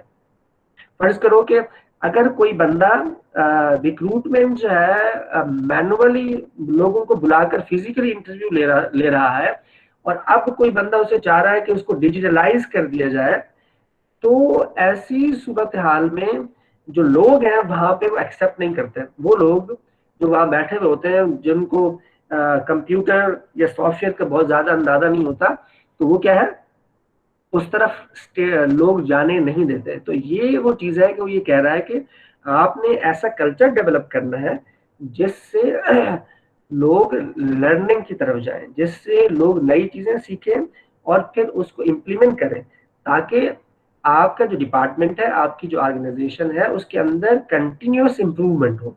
ऐसा ना हो कि आप एक ही जगह पे कहीं खड़े रहें, क्योंकि ऑडिट का मकसद जो है वो क्या है, वो भी कंटिन्यूअस इम्प्रूवमेंट है। इसलिए ऑडिट किया जा रहा है ताकि इम्प्रूव किया जा सके चीजों को। अगर वहां पे ऐसा कल्चर ही नहीं होगा जो कि लोग इम्प्रूव ही नहीं करने देंगे, जैसे आप पब्लिक सेक्टर फॉर्म में जितने भी ऑडिट कर लें कुछ भी फायदा नहीं है। मैं एक बहुत बड़ी फॉर्म है जो कि गवर्नमेंट की है, मैं वहां पर गया तो मैंने जब उनके मैनेजर HR इन सारे लोगों से बात करना शुरू की, तो फिर उन्होंने मुझे बताया, उन्होंने कहा कि आप ये पिन कोड नहीं कीजिएगा, लेकिन होता यह है कि ऑडिट तो हमारे पास सारे होते हैं, लेकिन वो जो फाइल्स है ना, उन्होंने बताया कि वो देखें सामने हमारी एक अलमारी है, जब वहां से फाइल आ जाती है रिकमेंडेशन के साथ, तो उस अलमारी के सबसे नीचे वाला जो हिस्सा है जहां पर कोई नहीं जाता, वो सारी की सारी फाइल रिकमेंडेशन के साथ वहीं डंप कर दी जाती हैं। वो चीजें इम्प्लीमेंट नहीं होती हैं, जिसकी वजह से इसकी ये, क्योंकि यहाँ को इम्प्लीमेंट करने ही नहीं देता, ना तो गवर्नमेंट करने देती है और ना ही वहाँ के जो लोग हैं वो जो बैठे हुए हैं वो चाहते हैं बस ऐसे ही निजाम चलता रहे। तो जब स्टेटस को होगा तो फिर कंटिन्यूस इंप्रूवमेंट नहीं होगी, फिर एचआर ऑडिट या कोई भी ऑडिट वहां काम नहीं करेगा, वैसी सूरत हाल चलती रहेगी, क्योंकि लोग चीजों को इम्प्रूवमेंट ही नहीं करना चाहते और लोग चीजों को इम्प्लीमेंट ही नहीं करना चाहेंगे। ठीक है, समझ में आ गया होगा उम्मीद है। सर ऑडिट डिपार्टमेंट का भी कोई ऑडिट होता है? ऑडिट डिपार्टमेंट का कौन ऑडिट करेगा यार? आप ये उसके अंदर जो है फाइनेंशियल जो चीजें हैं उनको तो देख सकते हैं आप, लेकिन आप मुझे ये बताएं कि आर्मी जो है उसका ऑडिट कौन करेगा? सॉरी सर, सर उसका मैं यहाँ पे एक बात कहना चाहूंगी। आर्मी का ऑडिट होता चीफ है। ऑफ आर्मी, चीफ जी बोले। Sir chief of army staff करेंगे सर उसका audit. Chief of army staff करेगा, ये देखे ना, वहाँ वहीं के इंटरनल लोग होंगे जो ये काम करेंगे, बाहर के लोग उनको वहां जाने। वैसे आपको मालूम है कि आर्मी का जो कुछ ऐसे एरिया है जिनका ऑडिट जो है वो रिक्वायरमेंट ही नहीं है, वो कह रहे हैं कि ऑडिट से बारह रहेंगे। सर आर्मी के इधर में बिल्कुल एग्जाम्पशन होती है वो ऑडिट की। जी सर। हाँ क्या कह रहे हो? सर मैं ये कह रहा हूँ आर्मी के जो इंस्टीट्यूट होते हैं वहाँ पे वो कहते हैं वो सोशल वेलफेयर के लिए काम करते हैं, इस वजह से वो एग्जाम्पशन फ्रॉम ऑडिट है ऑन टैक्स है, तो ये एक लॉ है इन्होंने बनाया हुआ है। इस पे डिस्कस हो सकता है सर, बहुत सारी डिस्कशन है। ऑडिट में नहीं आते वो। सर बेसिकली मैं अभी इम्प्लीमेंटेशन कर रही हूँ एचआर की KCW पे, शिपयार्ड पे ना, लेकिन वहाँ पर मुझे आइडिया है कि वहाँ पर कितनी रिलेक्टेंस होती है, और ऑडिट तो बिल्कुल भी नहीं, no chance of audit over there. मतलब वो अपने प्रोसेसेस नॉर्मली चला ले, वो बहुत बड़ी बात है, वो नहीं कर सकते ऑडिट, तो बिल्कुल कोई ऑप्शन ही नहीं है, कोई इस बात पे तो डिस्कशन ही नहीं आती। जी हाँ, सही बात है आपकी। बहरहाल ये एक प्रॉब्लम है जो कि हम फेस कर रहे हैं। अटेंडेंस की तरफ बढ़ते हैं। माशाल्लाह आप सब लोग बहुत इंटेलिजेंट हैं और डिस्कशन तो हमारी चलती रहती है। अभी थोड़ा सा टाइम रह गया जिसके अंदर मैं चाहूँगा कि हम जो है वो अटेंडेंस ले लें, और अगर कोई टाइम बच गया तो फिर हम और मज़ीद इसके ऊपर डिस्कस करेंगे। आप सब लोगों का बहुत शुक्रिया, आप लोगों ने बहुत अच्छा पार्टिसिपेट करते हैं इस क्लास के अंदर, और बड़ी इंटरेक्टिव क्लास होती है। मेरे ख्याल में सबसे ज़्यादा पार्टिसिपेटिव क्लास लास्ट टाइम में भी अभी भी मुझे ये काफ़ी पार्टिसिपेटिव क्लास लगती है। Thank you very much. Thank you sir. Thank you sir. Thank you sir. जाइएगा नहीं, अटेंडेंस करा आपने देनी है। सर एक रिक्वेस्ट थी कि ये जो स्लाइड्स हैं आप, आई थिंक जो लास्ट क्लास वाली भी स्लाइड्स हैं वो गूगल क्लासरूम पे नहीं है, अगर आप रख देंगे तो शायद बिल्कुल रखेंगे जनाब, नासिर साहब, बिल्कुल हुआ क्लासरूम पे सब चीजें आएंगी, घबराने की बात नहीं है। ठीक है सर, ये भी IAS वाली भी, IAS वाली भी। अच्छा जी, अब अटेंडेंस की तरफ बढ़ते हैं जी।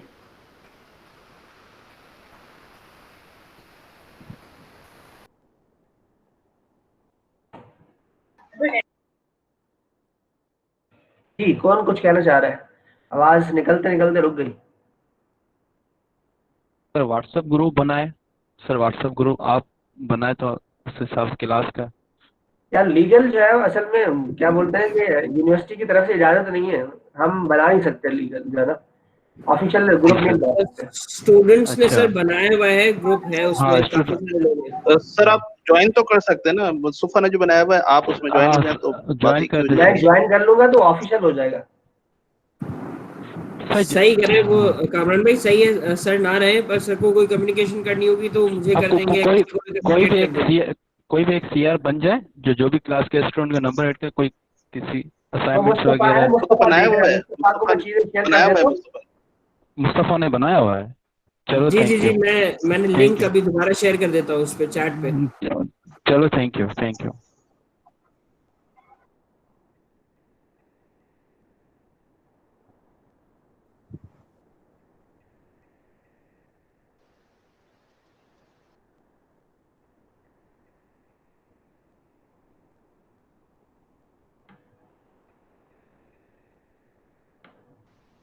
सर जी जी बोले। सर मेरा नाम आपके पास शो हो रहा है अटेंडेंस पे? अभी पता चल जाएगा लड़की, घबरा क्यों रही है आप? सर मैंने फर्स्ट हाफ की वो नेट इशू था, पता नहीं अटेंडेंस हुई है या नहीं हुई। मैं ऑनलाइन थी बट मुझे वो नहीं हो रहा, नेट कनेक्शन बहुत प्रॉब्लम कर रही है।